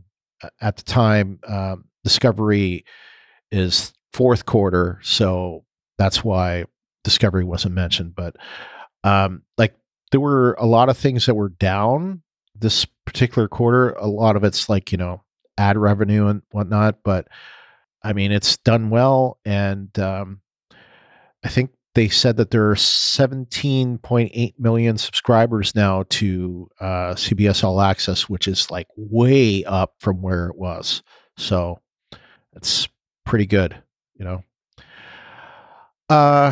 Next, Star Trek novelist Dave Galanter, whose most recent Star Trek novel was the Discovery novel Dead Endless, which was about Paul Stamets, has revealed that he has late stage cholangiocarcinoma, or cancer of the bile ducts. Wow, congratulations on saying that $10 word. Not well. Thank you. You did it well enough. Cholangiocarcinoma.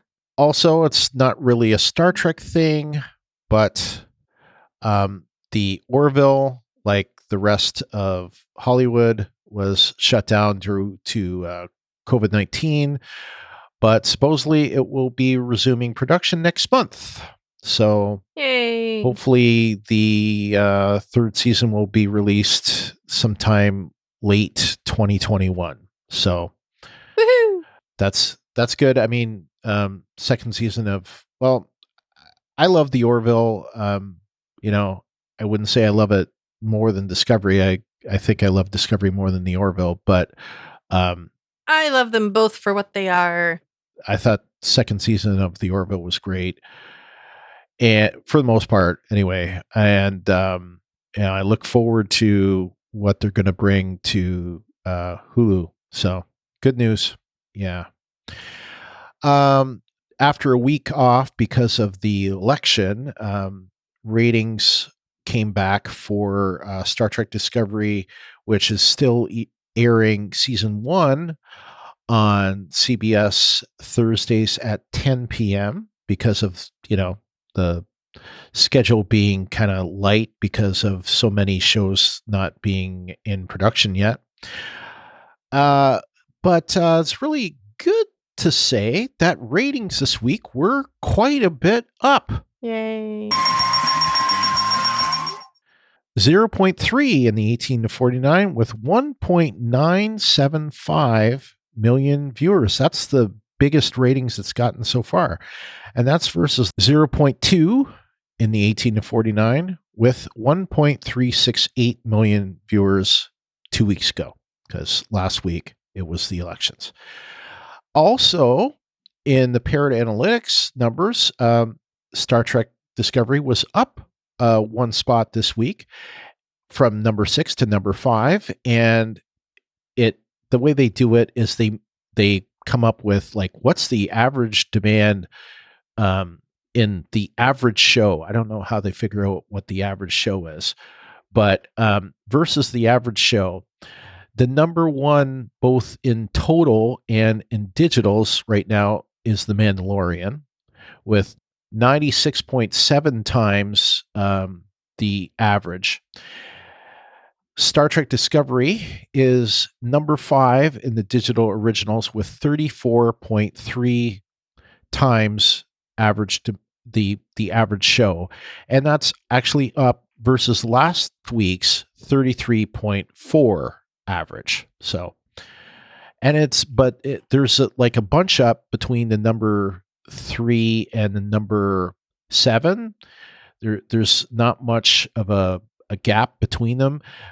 Just going from number 3 to number 5, there's only a 1.1 gap between the number 3, which is Cobra Kai, and Star Trek Discovery, which is number 5. So in between it is Titans. So, all right. So that's it for news. So Ruthie, take it off and tell the good people how to contact us. All right. To submit your theories and feedback, go to talkthroughmedia.com/feedback, where you can submit text or audio. Or you can call us 216-232-6146 and leave us a voicemail. You can also email us at StarTrekDiscovery@talkthroughmedia.com. Or you can post in our designated episode thread in our Facebook group, which is facebook.com/groups/Star Trek TTM podcasts. And the deadline for Discovery Season 3, Episode 6 will be on our regular day and time, Friday, November 20th, 2020 at 7 p.m. Eastern, 6 Central, 0000 UTC. Connect with us both on Twitter and Instagram. Our handles are at Star Trek TTM. So we post our episodes there, and you can support us by sharing them and liking them when they come up. Also, you can go to facebook.com/talkthroughmedia. That is the Talk Through Media's Facebook page, and we post our episodes there, and then we share them within the within the Star Trek TTM podcast Facebook group. So the ones that we post at the Talk Through Media page, you can share. So help us out by doing that. And for that matter, you can also write a review about the network there. So help us out by doing that. Subscribe to us in Apple Podcasts or the podcast client of your choice. So whatever that is, subscribe. And while you're there, if your podcast client allows it, write us a rating or review. That would be very helpful. So, and if it doesn't, podchaser.com allows you to write rating and or review. So, and several different podcast clients hook up now to that. So anyway, help us out. It's been a while, actually, like over a month since we've gotten a review. So it would be very nice if we were to get a 5-star review from somebody. We would also like to mention another great way to support us, and we've got a Patreon coming up soon. Another way to support us is through Patreon, and we do plan to have a Patreon coming up, hopefully before the end of November, now that Ruthie's power is back. Yeah, that was made it a little tough to talk about, but yeah, so we will, when we do have our next Patreon, we will discuss Discovery as far as whatever many episodes have occurred at that point. So probably in the next week or two, we'll announce it on the Patreon. And if you're part of the Facebook group, you'll also get a message about it. But you can help us by donating anywhere from $1 a month, gets you access to whatever podcasts that we produce for Patreon. And we've done 8 of them so far.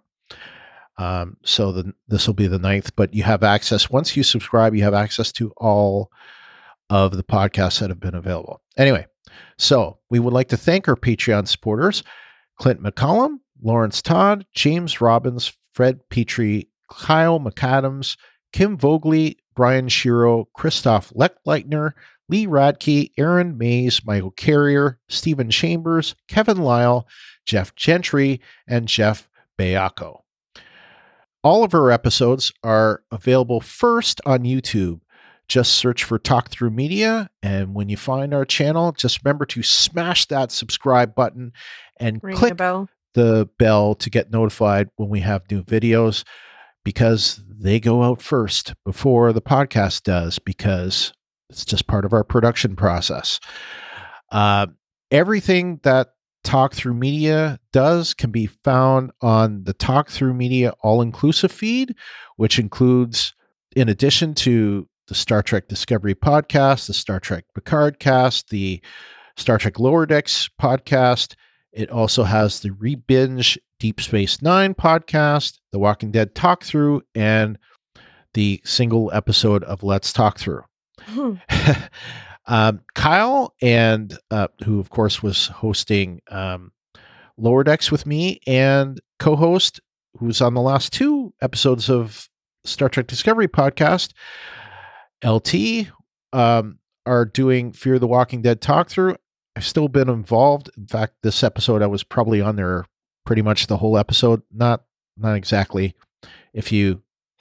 Anyway, we just released episode 72, which was covering season 6, episode 5 of Fear, and the horribly boring Season 1, Episode 6 of The Walking Dead World Beyond. Ruthie, don't bother with this damn show. It's horrible. Boring. Okay.